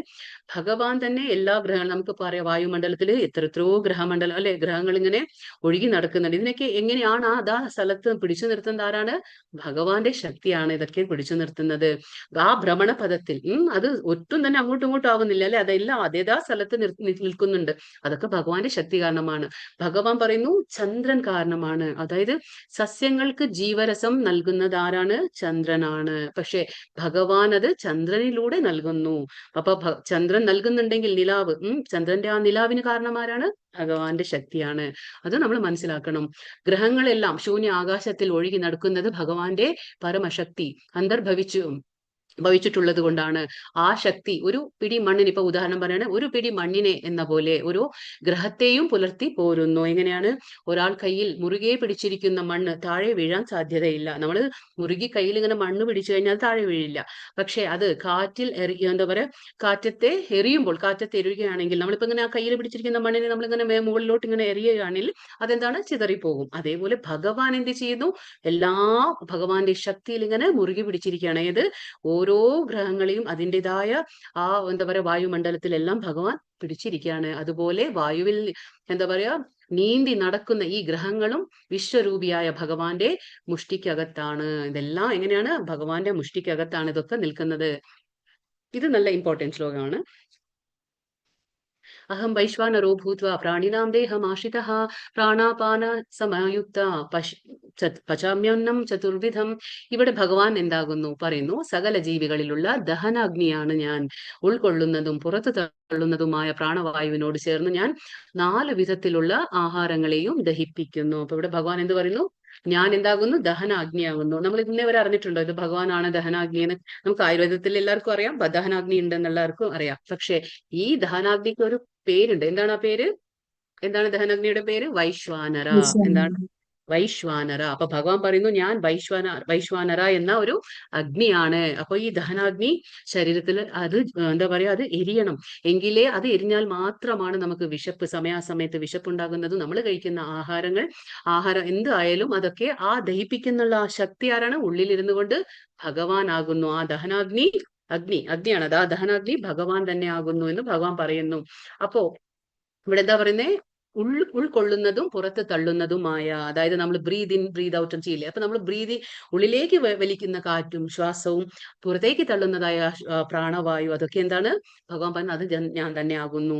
പിന്നെ അതിനോട് ചേർന്ന് ഞാൻ 4 വിധത്തിലുള്ള ആഹാരങ്ങളെയും ഗ്രഹിപ്പിക്കുന്നു. അപ്പൊ 4 വിധത്തിലുള്ള ആഹാരം എന്ന് പറയുമ്പോൾ ഏതൊക്കെയാണ്? വിഴുങ്ങേണ്ടവ, ചവച്ച് ഇരക്കേണ്ടവ, നക്കി കഴിക്കേണ്ടവ, വലിച്ചൂറ്റി കുടിക്കേണ്ടവ. അപ്പൊ എന്നിങ്ങനെ ഇതെല്ലാം എന്താണ്? ഭഗവാൻ പറയുന്ന ആ 4 കാര്യങ്ങൾ. ഇപ്പൊ നമ്മൾ എന്ത് ഭക്ഷണം കഴിക്കുമ്പോഴും ഈ 4 കാറ്റഗറിയിൽ വരും. അതൊക്കെ എന്താണ് ഭഗവാൻ പറയുന്നത്? അതൊക്കെ ഈ ഞാൻ തന്നെയാണ് ദഹിപ്പിക്കുന്നത്. അപ്പൊ ശരീരത്തിൽ ഇരുന്നു കൊണ്ട് ഭഗവാൻ ജഠരാഗ്നിയായിട്ട്, അല്ലെങ്കിൽ എന്താ പറയുക, ജഠരാഗ്നി എന്ന് പറയും. ആ വൈശ്വാനര എന്ന പേരാണ് അതിന്, ദഹനാഗ്നി. ആഹാര വസ്തുക്കളെ എല്ലാം ദഹിപ്പിക്കാൻ ഭഗവാൻ സഹായിക്കണം. എന്താണ്? ഭഗവാന്റെ സഹായം സഹായിക്കണം എന്നിരിക്കെ ഭക്ഷണ പ്രക്രിയകളിൽ കൂടി ജീവാത്മാവിന് സ്വാതന്ത്ര്യമില്ല. നമ്മൾ വിചാരിക്കും എല്ലാം എന്റെ കഴിവാണെന്നല്ലേ. നമ്മൾ കഴിക്കുന്ന ഭക്ഷണം പോലും അതിനെ ദഹിപ്പിക്കാൻ നമുക്ക് ഒരു സ്വാതന്ത്ര്യമില്ല. ദഹിപ്പിക്കുന്ന ആ ഒരു പവർ പോലും, ആ ഒരു ശക്തി പോലും ഭഗവാന്റേതാണ്. ഉള്ളിലിരുന്നു കൊണ്ട് ഭഗവാൻ വൈശ്വനാര എന്ന രൂപത്തിൽ ഉള്ളിലിരുന്നു കൊണ്ടാണ് ഭഗവാൻ അതൊക്കെ പ്രവർത്തിക്കുന്നത്. അതിനുപോലും നമുക്ക് സ്വാതന്ത്ര്യമില്ല. ദഹനക്രിയയ്ക്ക് ഭഗവത് സഹായമില്ലെങ്കിൽ ആവില്ല. അതാണ് നമുക്ക് അതിനുപോലും ഭഗവാന്റെ സഹായം ആവശ്യമാണ്. അതുകൊണ്ട് പരമപുരുഷൻ തന്നെ ഭക്ഷ്യങ്ങളെ സൃഷ്ടിക്കുകയും അവയെ ദഹിപ്പിക്കുകയും ചെയ്യുന്നു. നമ്മൾ കാണുന്നതെല്ലാം സൃഷ്ടിച്ചിട്ടുള്ളതും ഭഗവാനാണ്. ഇനിയിപ്പോ ഈ ഓരോ ജീവികളും ഭക്ഷിക്കുന്ന ആ ഭക്ഷണത്തെ പോലും ദഹിപ്പിക്കുന്നതും ഭഗവാൻ തന്നെയാണ്. അവിടുത്തെ കരുണ കൊണ്ടാണ് നമുക്ക് ജീവിതം ആസ്വാദ്യമാകുന്നത്. അപ്പൊ നമുക്ക് ഇതൊക്കെ മനസ്സിലാക്കണം അല്ലെ. നമ്മൾ പലരെയും കണ്ടിട്ടുണ്ട്, വയസ്സാകുമ്പോൾ അവർക്ക് ഭക്ഷണം കഴിക്കാൻ പറ്റില്ല, ദഹനക്രിയ ശരിയായി നടക്കുന്നില്ല, ഇങ്ങനെയുള്ള പ്രശ്നങ്ങളൊക്കെ എല്ലാവർക്കും കാണാം അല്ലെ. അതൊക്കെ എന്താണ്? ആ ഭഗവത് കരുണ നമുക്ക് ശരിക്കുള്ള പ്രാപ്തി കിട്ടണം. പിന്നെ നമ്മൾ അനുഭവിക്കുന്ന ഓരോ അസുഖങ്ങൾക്കും എല്ലാം കാരണം എന്താണ്? പൂർവകൃതം, എന്താ പറയാ, പാപം വ്യാധി രൂപേണ ജായത്തെ. അതായത് നമ്മൾ മുൻ ജന്മത്തിൽ ചെയ്ത പാപങ്ങളെല്ലാം നമുക്ക് അസുഖത്തിന്റെ രൂപത്തിലാണ് നമ്മൾ ഈ ജന്മത്തിൽ അനുഭവിക്കുക. ഇത് ഇമ്പോർട്ടന്റ് ആയിട്ടുള്ള ശ്ലോകമാണ്. സർവസ്യ ചാഹം ഹൃദി സന്നിവിഷ്ടോ മത്ത സ്മൃതിജ്ഞാനമപോഹനം ച വേദൈശ്ച സർവൈരഹമേവ വേദ്യോ വേദാന്ത കൃദ്വേദ വിദേവ ചാഹം. സർവ്വജീവികളുടെയും ഹൃദയത്തിൽ ഞാൻ വാഴുന്നു. ഭഗവാൻ പറയുന്നു, എല്ലാ ജീവികളും, അത് മനുഷ്യന്മാർ മാത്രമല്ല, 84 ലക്ഷം ജീവജാലങ്ങളുടെ ഹൃദയത്തിൽ ഭഗവാൻ എങ്ങനെയാണ്? പരമാത്മാവായിട്ട് വാഴുന്നു. സ്മരണയും ജ്ഞാനവും മറവിയും എന്നിൽ നിന്ന് ഉളവാകുന്നു. അപ്പോ ഭഗവാൻ എന്ത് ചെയ്യുന്നു? ഉള്ളിലിരുന്നു കൊണ്ട് നമ്മുടെ സ്മരണ, അതായത് ഇപ്പൊ നമുക്ക് എന്തെങ്കിലുമൊക്കെ ഓർത്തെടുക്കാൻ പറ്റുന്നുണ്ടെങ്കിൽ ഭഗവാനോട് നന്ദി പറയണം. നമുക്ക് കാരണം എന്താണ്? ഭഗവാനാണ്. നമുക്ക് എന്തെങ്കിലും ഒരിത്തിരി ജ്ഞാനമുണ്ടെങ്കിൽ എന്താണ് കാരണം? ഉള്ളിലിരിക്കുന്ന പരമാത്മാ രൂപത്തിലിരിക്കുന്ന ഭഗവാൻ കാരണമാണ്. ഇനി മറവിയും, ഭഗവാൻ പറയുന്നു മറവിയും ഞാനാണ്. അപ്പൊ നമുക്ക് ചിന്തിക്കാല്ലേ, എന്തുകൊണ്ട് മറവി പറയുന്നു ഭഗവാൻ? ജ്ഞാനം ഓക്കെ, സ്മരണം ഓക്കെ, പക്ഷെ ഭഗവാൻ എന്തുകൊണ്ട് മറവി പറയുന്നു? കാരണം ഇപ്പൊ നമ്മളൊന്ന് ആലോചിക്കുക. ഇപ്പൊ നമുക്ക് കുറച്ച് ഓർമ്മകൾ നമുക്ക് പഴയത് വരുമ്പോൾ തന്നെ നമ്മുടെ മനസ്സ് എത്രമാത്രം വിഷമിക്കും. അത് നല്ലതാണെങ്കിൽ സന്തോഷിക്കും, ആ ചീത്ത മെമ്മറീസ് ആണെങ്കിൽ നമുക്ക് എത്രമാത്രം ദുഃഖം തോന്നും അല്ലെ. വീണ്ടും വീണ്ടും നമ്മൾ അതിനെ ആലോചിച്ച് ദുഃഖിക്കും. പക്ഷെ ഒന്ന് ആലോചിക്കുക, നമുക്കിപ്പോ എത്രയോ ജന്മങ്ങൾ പിന്നിട്ട് കഴിഞ്ഞിട്ടുണ്ടാവും നമ്മൾ. പക്ഷെ നമുക്കറിയില്ല ഏതൊക്കെ കഴിഞ്ഞ ജന്മത്തിൽ ഞാൻ എന്തായിരുന്നു എന്നും നമുക്കറിയില്ല. പക്ഷെ ഇപ്പൊ അങ്ങനെ ഭഗവാൻ ഒരു 2-3 ജന്മത്തിന്റെ ഓർമ്മ തരികയാണെങ്കിൽ എന്തായിരിക്കും നമ്മുടെ അവസ്ഥ? വളരെ പ്രയാസമായിരിക്കും, നമുക്ക് ബുദ്ധിമുട്ടാണ്. പക്ഷെ അതുകൊണ്ടാണ് ഭഗവാൻ പറയുന്നത് മറവിയും ഞാൻ തന്നെയാണ്. അപ്പൊ ചിലതൊക്കെ നമ്മൾ മറന്നു പോലെ, അല്ലെങ്കിൽ നമുക്ക് ജീവിക്കാൻ പറ്റില്ല. ആ മറവി ഒരു അനുഗ്രഹം തന്നെയാണ്. അപ്പൊ എല്ലാ വേദങ്ങളിലൂടെയും അറിയേണ്ടത് എന്നെ തന്നെ. അപ്പൊ എന്താണ്? വേദൈശ്ച സർവേ അഹമേവ വേദ്യോ. അതായത് എല്ലാ വേദങ്ങളും, നീ 4 വേദങ്ങളുണ്ട്, 4 വേദങ്ങളും നീ പഠിച്ചു വന്നാലും അവസാനം നിനക്ക് അറിയേണ്ട ഒരു കാര്യം മാത്രമേ ഉള്ളൂ, അത് ഈ ഞാൻ തന്നെയാണ്. പിന്നെ അറിയേണ്ടത് എന്നെ തന്നെയാണ്. വേദാന്തം ഉണ്ടാക്കിയതും ഞാനാണ്. കാരണം എന്താ ഭഗവാൻ പറയുന്നത്? വേദാന്തം ഉണ്ടാക്കിയത് ഞാനാ. എന്തുകൊണ്ടാ ഭഗവാൻ പറയുന്നത്? അതായത് വേദങ്ങൾ എഴുതിയതാരാണ്? വ്യാസദേവൻ നമുക്കറിയാം. ആ വ്യാസദേവൻ എന്താണ്? സാഹിത്യ അവതാരമാണ്. ആരുടെ? ഭഗവാന്റെ അവതാരമാണ്. ലിറ്റററി ഇൻകാർണേഷൻ എന്ന് നമ്മൾ പറയും. ഭഗവാന്റെ അവതാരമാണ് വ്യാസദേവൻ. അതുകൊണ്ടാണ് വ്യാസദേവനാണ് ഈ വേദാന്തങ്ങൾ എഴുതിയത്. വേദങ്ങളെ അറിയുന്നതും ഞാനാണ്. കാരണം എഴുതിയത് ആകുമ്പോൾ അതെന്തുകൊണ്ടാണ്? ആകുമ്പോൾ അത് മനസ്സിലാകുന്നതും ഭഗവാനും മാത്രമാണ്. പരിപൂർണമായിട്ട് നമുക്കൊന്നും ആ വേദങ്ങൾ മനസ്സിലാക്കാൻ പറ്റില്ല. ഇനിയിപ്പോ വേദങ്ങൾ മനസ്സിലാക്കിയാലും ഭഗവാന് കിട്ടണമെന്നും ഇല്ല. കാരണം ഭഗവാൻ പറഞ്ഞു, ബ്രഹ്മാവ് പറഞ്ഞിട്ടുണ്ട്, വേദേഷു ദുർലഭം അദുർലഭം ആത്മഭക്തം. ഭക്തന് കിട്ടും, പക്ഷെ വേദങ്ങൾ പഠിച്ച ഒരു ജ്ഞാനിക്ക് കിട്ടണമെന്ന് ഇല്ല. അങ്ങനെയാണ് പറയുന്നത്. വൈദിക സാഹിത്യം പഠിച്ച് പരമപുരുഷനും താനുമായുള്ള ബന്ധം എന്തെന്ന് അറിയുക. നമ്മളിപ്പോ എന്തെങ്കിലും വൈദിക സാഹിത്യം പഠിക്കുന്നത് എന്തുകൊണ്ടാണ്? ആ ബന്ധം മനസ്സിലാക്കണം. ഞാൻ ആരാണ്, ഭഗവാൻ ആരാണ്, ആ ബന്ധം മനസ്സിലാക്കണം. അടുത്തതായി വിവിധ പ്രക്രിയകളിലൂടെ ഭഗവാനോട് അടുക്കുക. ഓരോ രീതി പറഞ്ഞിട്ടുണ്ട് അല്ലെ, ഭഗവാനോട് എങ്ങനെ അടുക്കണം അത് നമ്മൾ മനസ്സിലാക്കണം. അവസാനമായി പരമപുരുഷനാകുന്ന ആത്യന്തിക ലക്ഷ്യത്തെ പ്രാപിക്കുക. അതാണ് നമ്മുടെ ജീവിതത്തിലെ അന്ത്യാഭിലാഷമായിരിക്കണം. ഏത്? ഭഗവാനെ പ്രാപിക്കുക എന്നുള്ളത്. വേദങ്ങളുടെ ഉദ്ദേശ്യം, വേദജ്ഞാനം, വേദങ്ങളുടെ പരമലക്ഷ്യം എന്നിവ ഈ ശ്ലോകത്തിൽ വ്യക്തമായി നിർവചിച്ചിരിക്കുന്നു. അപ്പൊ എന്ത് വേദങ്ങൾ പഠിച്ചാലും അതിന്റെ ലക്ഷ്യം എന്താണ്, അതിന്റെ ജ്ഞാനം എന്താണ്, വേദങ്ങളെല്ലാം ചൂണ്ടിക്കാണിക്കുന്നത് ആരെയാണ്? ഭഗവാൻ ശ്രീകൃഷ്ണനെ തന്നെയാണ്. അതുകൊണ്ടാണ് പറഞ്ഞത്, ഭഗവാൻ വേദങ്ങളിൽ നിന്ന് എനിക്ക് മനസ്സിലാക്കേണ്ടത് ഈ ഞാൻ തന്നെയാണ്. അവസാനത്തെ ഭാഗം ഇതിൽ എന്താ പറഞ്ഞത്? ത്രിശ്ലോകി ഭഗവത്ഗീത. അപ്പൊ നമ്മൾ ചതുർശ്ലോകി മനസ്സിലാക്കി അല്ലെ? 10-ാം അധ്യായത്തിൽ 8, 9, 10, 11 ചതുർശ്ലോകി ആണെങ്കിൽ ഇവിടെ ത്രിശ്ലോകി 3 ശ്ലോകങ്ങളെ കുറിച്ച് പറയുന്നുണ്ട്. 16, 17, 18. 15-ാം അധ്യായത്തിൽ 16, 17, 18 ത്രിശ്ലോകി ഭഗവത്ഗീത. വേദങ്ങളെയും വേദാന്തത്തെയും ജീവജാലങ്ങളെയും സംഗ്രഹിക്കുന്നു. അപ്പൊ ഇവിടെ എന്താണ്? വേദങ്ങളെ എന്താന്നും വേദാന്തം എന്താന്നും പിന്നെന്താണ്? ജീവജാലങ്ങളെയും സംഗ്രഹിച്ച് പറയാണ് ഇപ്പോൾ ഇവിടെ. ദ്വാവിമൗ പുരുഷോ ലോകേ ക്ഷരാശ്ചക്ഷര ഏവ ച അക്ഷര സർവാണി ഭൂതാനി കൂട്ടസ്ഥോക്ഷര ഉച്യത്തെ. പുരുഷന്മാര് 2 വിധം. അപ്പൊ എത്ര രീതിയിലാണ് പുരുഷന്മാരുള്ളത്? 2 വിധം. 2 വിധമാണ് പുരുഷന്മാരുള്ളത്. ഒന്നെന്താണ്? തെറ്റുപറ്റാവുന്നവരും അല്ലാത്തവരും. അപ്പൊ ഒന്നെന്താണ്? തെറ്റുപറ്റാവുന്നവരും അല്ലാത്തവരുമാണ് 2 വിധം. അതാണ് ക്ഷര അക്ഷര. ക്ഷര എന്ന് പറഞ്ഞാൽ തെറ്റുപറ്റാവുന്നവരും, അക്ഷര എന്ന് പറഞ്ഞാൽ തെറ്റുപറ്റാത്തവര്. അപ്പൊ ഭൗതിക ലോകത്തിലെ ജീവസത്തകളെല്ലാം എന്താണ്? ക്ഷരമാണ്. അത് തെറ്റുപറ്റാവുന്നവരാണ്. പിന്നെ ആധ്യാത്മിക ലോകത്തിലുള്ള ജീവാത്മാക്കൾ എന്താണ്? അക്ഷര, തെറ്റുപറ്റാത്തവരാണ്. അപ്പൊ ഇതുകൊണ്ടാണ് ഇത് ത്രിശ്ലോകി ഭഗവത്ഗീത. ഏതാണ്? 16, 17, 18. അപ്പൊ 16-ൽ എന്ത് കാര്യമാണ് ഭഗവാൻ പറഞ്ഞത്? ക്ഷര അക്ഷര, തെറ്റുപറ്റുന്നവരും തെറ്റുപറ്റാത്തവരും. അതായത് ഭൗതിക ലോകത്തിലുള്ള ആത്മാക്കൾ, പിന്നെ ആധ്യാത്മിക ലോകത്തിലുള്ള ആത്മാക്കളെ കുറിച്ചും. ഭൗതിക ലോകത്തിൽ ജീവികൾക്ക് 6 വിധം മാറ്റങ്ങൾ അനുഭവിക്കാം. അതാണ് ഇപ്പോ ശരീരത്തിലെ സംഭവിക്കുന്ന മാറ്റങ്ങൾ എന്തൊക്കെയാണ്? അത് 6 വിധമാണ്. എന്താണ്? എന്ത് സംഭവിക്കും? ജനനം, വളർച്ച, സ്ഥിതി, പ്രത്യുൽപാദനം, ക്ഷയം, നാശം. ഇതാണ് 6 രീതിയിലുള്ള ശാരീരികമായിട്ടുള്ള മാറ്റങ്ങള്. ഇത് എന്താണ്? നമ്മൾ ജനിക്കുന്നു, പിന്നെന്താണ്? വളർച്ച, അതായത് നമ്മൾ കുറച്ചു കാലം വളരുന്നു, പിന്നെന്താണ്? സ്ഥിതി ചെയ്യുന്നു, വീണ്ടും വീണ്ടും വളരില്ല. ആ ഒരു സർട്ടൻ സ്റ്റേജ് കഴിഞ്ഞാൽ നമ്മളത് നിൽക്കും അല്ലെ? അത് സ്ഥിതി ചെയ്യുന്നു. പിന്നെന്താണ്? പ്രത്യുൽപാദനം, നമ്മൾ പ്രോജനി ക്രിയേറ്റ് ചെയ്യുന്നു, അപ്പൊ അടുത്ത തലമുറ അല്ലെ? അങ്ങനെ പ്രത്യുൽപാദനം ചെയ്യുന്നു. പിന്നെന്താണ്? ക്ഷയം, വയസ്സാകുന്നു അല്ലെ? വാർദ്ധക്യം വരും, രോഗം വരും, അങ്ങനെ ക്ഷീണിച്ചു പോകും ശരീരം. പിന്നെന്താണ്? അവസാനത്തെ സ്റ്റേജ് നാശം, മരണം സംഭവിക്കുന്നു. അപ്പൊ ഇതൊക്കെയാണ് ഈ 6 രീതിയിലുള്ളത്. ജനനം, വളർച്ച, സ്ഥിതി, പ്രത്യുൽപാദനം, ക്ഷയം, നാശം എന്നിവയാണ് 6 രീതിയിലുള്ള മാറ്റങ്ങൾ. ഇവയെല്ലാം ഭൗതിക ശരീരത്തിന്റെ മാറ്റങ്ങളാണ്. അതുകൊണ്ടാണ് ക്ഷരം എന്ന് പറയുന്നത്. ഈ ശരീരം ഈ 6 രീതിയിലുള്ള മാറ്റങ്ങളിലൂടെ കടന്നു പോകുന്നു. അതുകൊണ്ട് ക്ഷരമാണ്. ഭൗതിക ജീവാത്മാക്കൾ ക്ഷരം. ആധ്യാത്മിക ലോകത്തിൽ എന്താണ്? ഈ ശരീരത്തിന് മാറ്റങ്ങളില്ല, വാർദ്ധക്യമോ ജനന മരണങ്ങളോ ഇല്ല. അതുകൊണ്ടാണ് അത് അക്ഷര. ആധ്യാത്മിക ലോകത്തിൽ അക്ഷര എന്തുകൊണ്ടാണ്? അവിടെ ശാരീരികമായിട്ടുള്ള ഈ 6 മാറ്റങ്ങൾ അവിടെ കാണാൻ കഴിയില്ല. ഇനി ത്രിശ്ലോകി ഭഗവത്ഗീതയിൽ 2-ാമത്തെ ശ്ലോകം. 16 കഴിഞ്ഞു, ഇപ്പൊ 17-ാമത്തെ. ഇതിലെന്താ പറയുന്നത്? ഉത്തമ പുരുഷസ്തന്യ പരമാത്മേത്യുദാഹരത യോ ലോകത്രയമാവിശ്യ ബിഭർത്യവ്യയ ഈശ്വരഃ. ഇവിടെ 2-ാമത്തേത് എന്താ പറയുന്നത്? ഇവരെ കൂടാതെ, അതായത് ക്ഷര അക്ഷര കൂടാതെ പരമപുരുഷനായ പരമാത്മാവ് എന്നറിയപ്പെടുന്ന അവ്യയനായ ഭഗവാനുണ്ട്. ഇതാണ് 2-ാമത്തെ കാര്യം പറയുന്നത്. ഭഗവാൻ ക്ഷരത്തെ കുറിച്ച് പറഞ്ഞു, അക്ഷരത്തെ കുറിച്ച് പറഞ്ഞു. ഇപ്പൊ ഭഗവാൻ പറയുന്നു, ഇത് കൂടാതെ, ഈ 2 പേരും കൂടാതെ ഒരാളും കൂടി ഉണ്ട്. ആരാണത്? ഭഗവാൻ, പരമാത്മാവ് എന്നറിയപ്പെടുന്ന ഭഗവാൻ.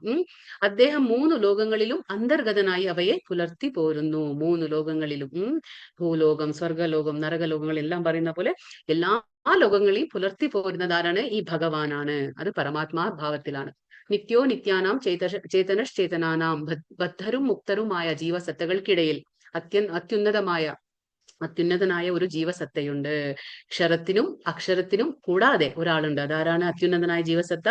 ഭഗവാൻ. ജീവാത്മാക്കളെ സംരക്ഷിക്കുകയും അവരുടെ വ്യത്യസ്ത കർമ്മങ്ങളെ മുൻനിർത്തിക്കൊണ്ട് ദുഃഖാനുഭവങ്ങൾ നൽകുകയും ചെയ്യുന്നതാണ് ഇതിന്റെ ഒരു ആശയം. അപ്പൊ ഭഗവാൻ എന്ത് ചെയ്യുന്നു? പരമാത്മാ രൂപത്തിൽ എല്ലാ ജീവസത്തകളുടെ ഹൃദയത്തിലും വസിച്ചുകൊണ്ട് എന്ത് ചെയ്യുന്നു? നമ്മുടെ വ്യത്യസ്ത കർമ്മങ്ങൾ, ഓരോ ജീവസത്തകളുടെയും വ്യത്യസ്തമായ കർമ്മങ്ങൾ മുൻനിർത്തിക്കൊണ്ട് അവർക്ക് അടുത്ത ജന്മം കൊടുക്കുമ്പോൾ ദുഃഖ അനുഭവങ്ങളൊക്കെ നമുക്കിപ്പോ നമ്മുടെ ജീവിതത്തില് ഇപ്പൊ വരുന്ന സുഖ ദുഃഖങ്ങൾക്കൊക്കെ കാരണം എന്താണ്? കഴിഞ്ഞ ജന്മത്തിൽ നമ്മൾ ചെയ്തുപോയ പാപപുണ്യ കർമ്മങ്ങളാണ്. അപ്പൊ നമുക്ക് ആരെയും കുറ്റപ്പെടുത്തി കാര്യമില്ല. അപ്പൊ ഇപ്പൊ നമ്മുടെ കയ്യിൽ നമ്മുടെ ബുദ്ധി ഉണ്ടെങ്കിൽ നമുക്ക് ഈ ജന്മത്തെ നന്നാക്കാം. അപ്പൊ അടുത്ത ജന്മം നമുക്ക് നല്ലതുപോലെ ആക്കാൻ പറ്റും. ഭഗവാൻ പരമാത്മാ രൂപേണ സർവ്വജീവികളുടെയും ഹൃദയത്തിൽ സ്ഥിതി ചെയ്യുന്നുണ്ട്. ഈ പരമാത്മാവിനെ അറിയുവാൻ സാധിച്ച ബുദ്ധിമാനായ ഒരുവൻ മാത്രമാണ് പൂർണ്ണശാന്തി നേടാൻ യോഗ്യനാകുന്നത്. അപ്പൊ എങ്ങനെയുള്ള വ്യക്തിക്ക് പൂർണ്ണശാന്തി കിട്ടും? ആർക്കാണോ പരമാത്മാവായി വസിക്കുന്ന ഭഗവാനെ മനസ്സിലാക്കാൻ കഴിയുന്നത്, അങ്ങനെയുള്ള ഒരു വ്യക്തിക്ക് പൂർണ്ണമായ ശാന്തി ലഭിക്കുമെന്നാണ് ഭഗവാൻ പറയുന്നത്. യസ്മാത് ക്ഷരം അതീതോഹം അക്ഷരാദപി ചോത്തമഃ ആത്മോസ്മി ലോകെ വേദേ ച പ്രതിതഃ പുരുഷോത്തമ. ഞാൻ ഇന്ദ്രിയാതീതനോ. ഇനിയിപ്പോ ഭഗവാൻ ഇത് മൂന്ന് നമ്മൾ പറഞ്ഞില്ലേ, എന്താ പറയാ, ത്രിശ്ലോകി ഭഗവത്ഗീതയിലെ 3-ാമത്തെ ശ്ലോകം. 16 കഴിഞ്ഞു, 17 കഴിഞ്ഞു, 18. 16 എന്ത് പറഞ്ഞു? ക്ഷരാക്ഷരത്തെ കുറിച്ച് പറഞ്ഞു. 17 ഭഗവാനെ കുറിച്ച് പറഞ്ഞു. ഇനിയിപ്പോ 18 എന്തുകൊണ്ട് ഭഗവാനെ പുരുഷോത്തമ എന്ന് വിളിക്കുന്നു? ഞാൻ ഇന്ദ്രിയാതീതനും. ഫസ്റ്റ് കാരണം എന്താണ്? ഞാൻ ഇന്ദ്രിയാതീതനും ക്ഷരങ്ങൾക്കും അക്ഷരങ്ങൾക്കും അതീതനാണ്, സർവശ്രേഷ്ഠനും ആയതുകൊണ്ട് ലോകരും വേദങ്ങളും എന്നെ പുരുഷോത്തമൻ എന്ന് പുകഴ്ത്തുന്നു. അപ്പൊ 3-ാമത്തെ എന്താണ്? എന്തുകൊണ്ട് ഭഗവാനെ പുരുഷോത്തമ എന്ന് വിളിക്കുന്നു? ആദ്യത്തേത് എന്താണ് ആൻസർ? ഇന്ദ്രിയാതീതനാണ് ഭഗവാൻ. 2-ാമത്തേത് ക്ഷരങ്ങൾക്കും അക്ഷരങ്ങൾക്കും അതീതനാണ് ഭഗവാൻ. 3-ാമത്തെ കാര്യം എന്താണ്? സർവശ്രേഷ്ഠനും ആയതുകൊണ്ടാണ് എല്ലാവരും എന്ത് പറയുന്നു? ഭഗവാനെ പുരുഷോത്തമൻ. പുരുഷന്മാരിൽ ഉത്തമനാണ് ഭഗവാൻ. അപ്പൊ ഉത്തമ എന്ന പദത്തിന്റെ അർത്ഥം എന്താണ്? ഉത്തമ എന്ന പദം അർത്ഥമാണ് ഇവിടെ പറയുന്നത്. എന്താണ്? ഭഗവാനെ കവിഞ്ഞു നിൽക്കുവാൻ ആർക്കും സാധ്യമല്ല. ഉത്തമ എന്ന് പറഞ്ഞ എന്താണ്? ഭഗവാനെ കവിഞ്ഞു നിൽക്കാൻ ആർക്കും തന്നെ സാധ്യമല്ല. കാരണം പുരുഷന്മാരിൽ ഉത്തമനാണ് ഭഗവാൻ. ഇപ്പൊ നമ്മൾ പറഞ്ഞില്ലേ ത്രിശ്ലോകി ഗീത, ഏതാണ്? 16, 17, 18. അപ്പൊ എന്താണ് 16-ൽ എന്ത് പറഞ്ഞു? പുരുഷന്മാർ 2 വിധം, തെറ്റുപറ്റാവുന്നവരും തെറ്റുപറ്റാത്തവരും. അതായത് തെറ്റുപറ്റുന്നവരാരാണ്? ഭൗതിക ലോകത്തുള്ള ജീവസത്തകൾ. പറ്റാത്തവരാരാണ്? ആധ്യാത്മിക ലോകത്തുള്ളവർ. 2-ാമത്തെ എന്ത് പറഞ്ഞു? പരമാത്മാവ്. ഇവ രണ്ടിന്റെയും അധിപനാണ്. ആര്? ക്ഷരത്തിന്റെയും അക്ഷരത്തിന്റെയും അധിപനാരാണ്? ഭഗവാൻ. പരമപുരുഷനായ അദ്ദേഹം 3 ലോകങ്ങളിലും അന്തർഗതനായി അവയെ പുലർത്തി പോരുന്നു. 3-ാമത്തെ കാര്യം എന്ത് പറഞ്ഞു? കൃഷ്ണൻ. അതായത് ഞാനാണ് പരമാത്മാവ്, ലോകരും വേദങ്ങളും എന്നെ പുരുഷോത്തമൻ എന്ന് പുകഴ്ത്തുന്നു. ഇതാണ് 3 കാര്യങ്ങൾ നമ്മളിപ്പോ മനസ്സിലാക്കിയത്. 19. യോ മാമേവ സമ്മൂഢോ ജാനാതി പുരുഷോത്തമം സ സർവ വിദ്ഭജതി മാം സർവഭാവേന ഭാരത. എന്നെ പരമദിവ്യോത്തമ പുരുഷനായ ഭഗവാൻ എന്ന നിസ്സംശയം അറിയുന്നവർ എല്ലാം അറിയുന്നവരാണ് ഹേ ഭാരത. അതുകൊണ്ട് അവർ എന്നെ ഭക്തിയുത സേവനത്തിൽ പൂർണ്ണമായും മുഴുകിയിരിക്കുന്നു. ഇവിടെ ഭഗവാൻ പറയുന്നു, ആർക്കാണോ ഭഗവാനെ പരമദിവ്യോത്തമ പുരുഷൻ എന്ന് മനസ്സിലാക്കാൻ കഴിയുന്നത് അവര് നിസ്സംശയം, ഒരു സംശയവും വേണ്ട, അവരെന്താണ്? എന്നെ അറിയുന്നവർ എല്ലാം അറിയുന്നവരാണ്. ഭഗവാൻ പറയുന്നു ആർക്കാണോ. നമുക്കിപ്പോ കുറെ ജ്ഞാനം ഭൗതികമായിട്ടുണ്ടായിട്ട് യാതൊരു കാര്യവുമില്ല. പക്ഷെ നമുക്ക് എപ്പോ ഭഗവാന്റെ, അതുകൊണ്ടാണ് പറയുന്നത് the one who knows science of Krishna he knows everything. അതായത് ആർക്കാണോ ഭഗവാന്റെ കാര്യം, കൃഷ്ണന്റെ കാര്യം മനസ്സിലാകുന്നത് അവർക്ക് എല്ലാം അറിയാമെന്ന് പറയാം. ഭൗതികമായിട്ട് ഒരു അറിവും ഉണ്ടാവില്ല, പക്ഷെ ആവശ്യമില്ല, കുഴപ്പമില്ല. പക്ഷെ ഭഗവാൻ കൃഷ്ണന്റെ കാര്യം മനസ്സിലാക്കാൻ കഴിയുന്നുണ്ടെങ്കിൽ അദ്ദേഹത്തിന് എല്ലാം അറിയാമെന്നാണ് ഭഗവാൻ പറയുന്നത്. നിസ്സംശയം അദ്ദേഹം എല്ലാം അറിയുന്നവനാണ്. ഹേ ഭാരത്. അതുകൊണ്ട് അവരെന്ത് ചെയ്യും? എല്ലാം അറിയുന്നവൻ എന്ത് ചെയ്യും? വെറുതെ ഇരിക്കോ? ഇല്ല. എന്ത് ചെയ്യും? ഭക്തിയുത സേവനത്തിൽ പൂർണ്ണമായും മുഴുകിയിരിക്കുന്നു. കാരണം സംബന്ധ അഭിധേയ പ്രയോജനം. നമുക്ക് സംബന്ധം മനസ്സിലായ ഉടനടി നമ്മൾ പ്രവർത്തിക്കും. അതാ പറയുന്നത്, ആർക്കാണോ ഭഗവാൻ എല്ലാം എന്ന് മനസ്സിലാകുന്നത് കൃഷ്ണ, അപ്പൊ അദ്ദേഹം എന്ത് ചെയ്യും? പൂർണ്ണമായ ഭക്തിയുത സേവനത്തിൽ മുഴുകിയിരിക്കും. അതാണ് പറയുന്നത്. കൃഷ്ണന്റെ ഭക്തിയുത സേവനത്തിൽ മുഴുകിയവന് എന്താ പറയാ, നിരപേക്ഷ തത്വം മനസ്സിലാക്കാൻ മറ്റൊരു ആധ്യാത്മിക പ്രക്രിയയും ആവശ്യമില്ലെന്ന് വൈഷ്ണവ പരമ്പര പ്രസ്താവിച്ചിട്ടുണ്ട്. അപ്പൊ വൈഷ്ണവ പരമ്പരയിൽ എന്താ പറയുന്നത്? ഏതൊരാൾക്കാണോ ഭഗവാന്റെ കൃഷ്ണന്റെ കാര്യങ്ങൾ മനസ്സിലാക്കാൻ കഴിയുന്നത്, ആ ഭഗവാൻ നിരപേക്ഷ തത്വത്തെക്കുറിച്ച് മനസ്സിലാക്കാൻ കഴിയുന്നത്. അങ്ങനെയുള്ള ഒരാൾക്ക് ഇനി ബാക്കിയുള്ള ഒരു പ്രക്രിയയും അതിന്റെ പുറകിൽ പോകേണ്ട ആവശ്യമില്ല, വേറൊന്നും തന്നെ ചെയ്യേണ്ട ആവശ്യമില്ല എന്നാണ് വൈഷ്ണവ പദ്ധതി പറയുന്നത്. ഭഗവത് സേവനത്തിൽ ഏർപ്പെടുന്നത് കൊണ്ട് അയാൾ ലക്ഷ്യസ്ഥാനത്ത് എത്തിക്കഴിഞ്ഞു. ഇനിയൊന്നും അദ്ദേഹത്തിന് ലക്ഷ്യമില്ല. ജീവിതത്തിന്റെ അന്ത്യ ലക്ഷ്യമായ ഭഗവാനാണ്. പരമ ദിവ്യോത്തമ പുരുഷനെ എന്താ പറയാ പ്രണമിക്കുക, അദ്ദേഹത്തിനെ ആരാധിക്കുക, അദ്ദേഹത്തിന്റെ സേവനയിൽ ഏർപ്പെടുക എന്നതാണ്. അത് ചെയ്തു കഴിഞ്ഞാൽ ഇനി ഒന്നും തന്നെ ചെയ്യാനില്ല. കാരണം അതാണ് പരമ ലക്ഷ്യത്തിൽ അദ്ദേഹം എത്തിക്കഴിഞ്ഞു. 100,000 ജന്മങ്ങൾ തത്വ അന്വേഷണത്തിൽ ചെലവാക്കിയിട്ടും കൃഷ്ണൻ തന്നെ പരമപുരുഷൻ എന്നും അദ്ദേഹത്തിന് സ്വയം സമർപ്പിക്കുന്നത് എങ്ങനെയെന്നും നിലപാടിൽ എത്തുന്നവർക്കാകട്ടെ അത്രയും ജന്മങ്ങളിലെ തത്വാന്വേഷണവും അതിന് ചെലവാക്കിയ ആ സമയവും ഒക്കെ പാഴായി പോയത് തന്നെ. അപ്പോ ഇത് ഡയറക്റ്റ് ആയിട്ട് അതാ പറയുന്നത്, ആരാണോ കൃഷ്ണഭക്തിയിൽ നേരിട്ട് വരുന്നത് അവർ വളരെ ഭാഗ്യം ചെയ്തവരാ. കാരണം അല്ലാതെ ഒരുപാട് 100,000 ജന്മങ്ങൾ ഈ തത്വങ്ങൾ അന്വേഷിച്ചുകൊണ്ട് നടന്നിട്ടും പിന്നെ അവസാനം എത്രയോ ജന്മങ്ങൾക്ക് ശേഷം ഭഗവാൻ കൃഷ്ണനാണ് പരമപുരുഷൻ എന്നും മനസ്സിലാക്കിയിട്ട് വരുന്ന ആൾക്കാർക്ക് എന്താണ്, വെറുതെ സമയം പാഴാക്കാണ് അവര്. കാരണം അത്രയും ജന്മങ്ങളിലെ തത്വ അന്വേഷണമാകട്ടെ അവര് ചെലവാക്കിയ ആ സമയമെല്ലാം പാഴായി പോയി എന്ന് പറയാം. കാരണം നേരിട്ട് ഭഗവാന്റെ കാര്യങ്ങൾ മനസ്സിലാക്കുക തന്നെയാണ് വേണ്ടത്. ഇതി ഗുഹ്യതമം ശാസ്ത്രം ഇതമുക്തം മയാ ന ഗായേതദ് ബുദ്ധ്വാ ബുദ്ധിമാൻ സ്യാത് കൃതകൃത്യശ്ച ഭാരത.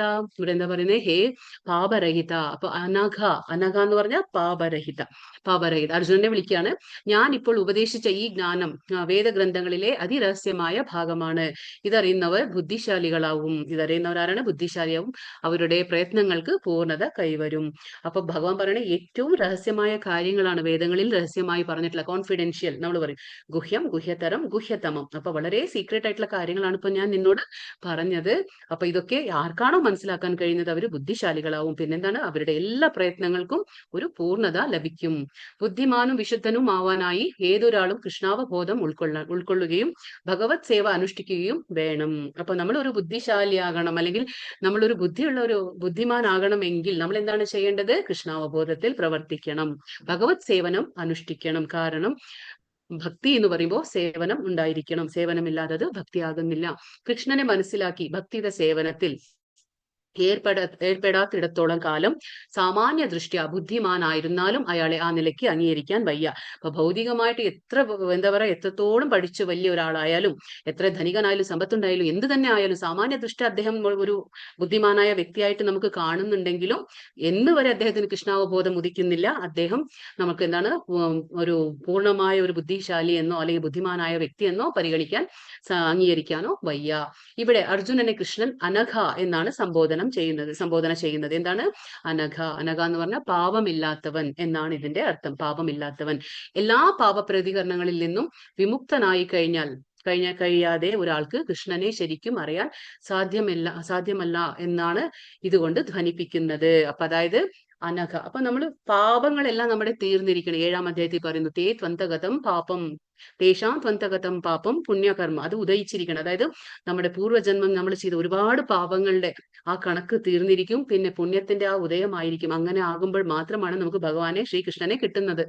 അതാണ് ഇത് ധ്വനിപ്പിക്കുന്നത്. എങ്കിലും ഒരിക്കൽ ഭഗവത് സേവനത്തിൽ ഏർപ്പെട്ടാൽ മനുഷ്യൻ സ്വാഭാവികമായും പാപരഹിതന്റെ നിലയിൽ എത്തിച്ചേരാം. ഇപ്പൊ അതാണ് പറയുന്നത്, അപ്പി ചേച്ചു ദുരാചാരോ. ഭഗവാൻ പറയുന്നുണ്ട്, എത്ര പാപം ചെയ്തിട്ടുണ്ടെങ്കിലും എന്റെ ഭക്തിയിൽ അദ്ദേഹം വന്നു കഴിഞ്ഞാല് ഉടനടി ഭഗവാൻ മാപ്പാക്കാണ്. അദ്ദേഹത്തിന് എന്താ പറയുന്നത്, സാധുരേവ സമന്തവ്യ. അദ്ദേഹത്തിന് നമ്മൾ സാധുവായി കാണണം. അതായത് ഒരു സെയിന്റ്ലി പേഴ്സൺ എന്ന് പറയും. അദ്ദേഹത്തിന് നമ്മൾ സാധുവായിട്ട് കാണണം. കാരണം അദ്ദേഹം ശരിയായ രീതിയിൽ ശരിയായ സ്ഥലത്ത് സ്ഥിതി ചെയ്യുന്നു എന്ന്.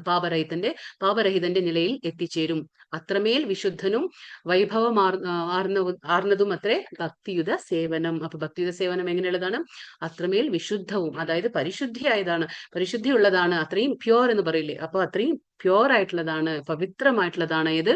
ഭക്തിയുത സേവനം എന്നാണ് ഭഗവാൻ പറയുന്നത്. ഹരേ കൃഷ്ണ കൃഷ്ണ കൃഷ്ണ ഹരേ ഹരേ, ഹരേ രാമ രാമ രാമ ഹരേ ഹരേ. വാഞ്ചാകൽപതരുഭ്യശ്ച കൃപാ സിന്ധുഭ്യേവ ച പതിതാനാം പാവനേഭ്യോ വൈഷ്ണവേഭ്യോ നമോ നമഃ. അനന്തകോടി വൈഷ്ണവവൃന്ദ കീ ജയ്. ശില പ്രഭുപാദ് കീ ജയ്. ഹരേ കൃഷ്ണ. ക്വസ്റ്റ്യൻസ് നോക്കാം നമുക്ക്. ഹരേ കൃഷ്ണ.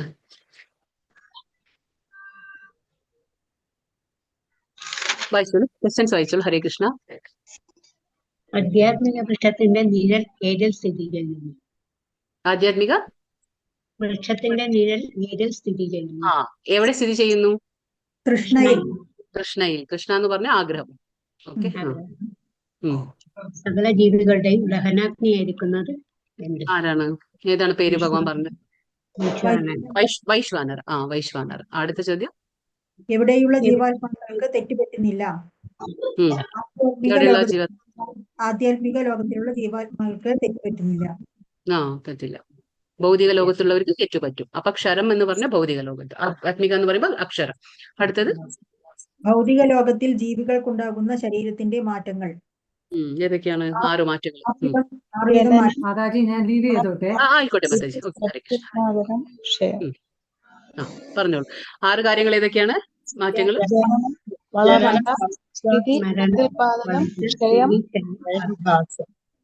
ജനനം, വളർച്ച, സ്ഥിതി, പിന്നെന്താണ്? പ്രത്യുൽപാദനം, ക്ഷയം, മരണം.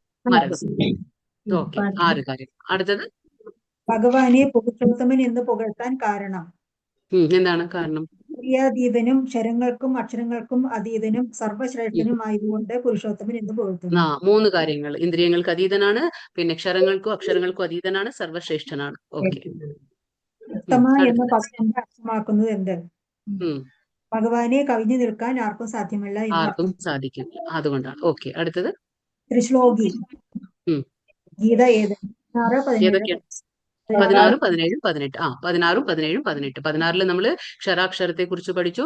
17 ഭഗവാനെ കുറിച്ച് പഠിച്ചു. ഭഗവാനാണ് ഇതിന് അതീതനായിട്ട് നിൽക്കുന്നത്. 18 ഭഗവാനെ പുരുഷോത്തമൻ എന്ന് വിളിക്കുന്നു. അത് കാര്യങ്ങൾ മനസ്സിലാക്കി. ഇതാണ് 3 ത്രിശ്ലോകി ഭഗവത്ഗീത. അടുത്തത്. അനഘ എന്നതിന്റെ അർത്ഥം. അനഘ എന്താണ്? പാപരഹിതൻ. പാപരഹിതൻ. അർജുനെ വിളിച്ചതാണ് അനഘ. അനഘ എന്ന് പറഞ്ഞാൽ പാപരഹിതൻ എന്നാണ്. അടുത്തത്. വിശുദ്ധമായതും വൈഭവമാകുന്നതും എന്താണ്? ഭക്തിയുത സേവനം. ഭക്തിയുത സേവനം. അതെ. മനസ്സിലായോ ഈ അധ്യായം? ചെറിയ അധ്യായമാണ്, വളരെ ഈസിയാണ് അല്ലെ? ചെറിയൊരു അധ്യായം.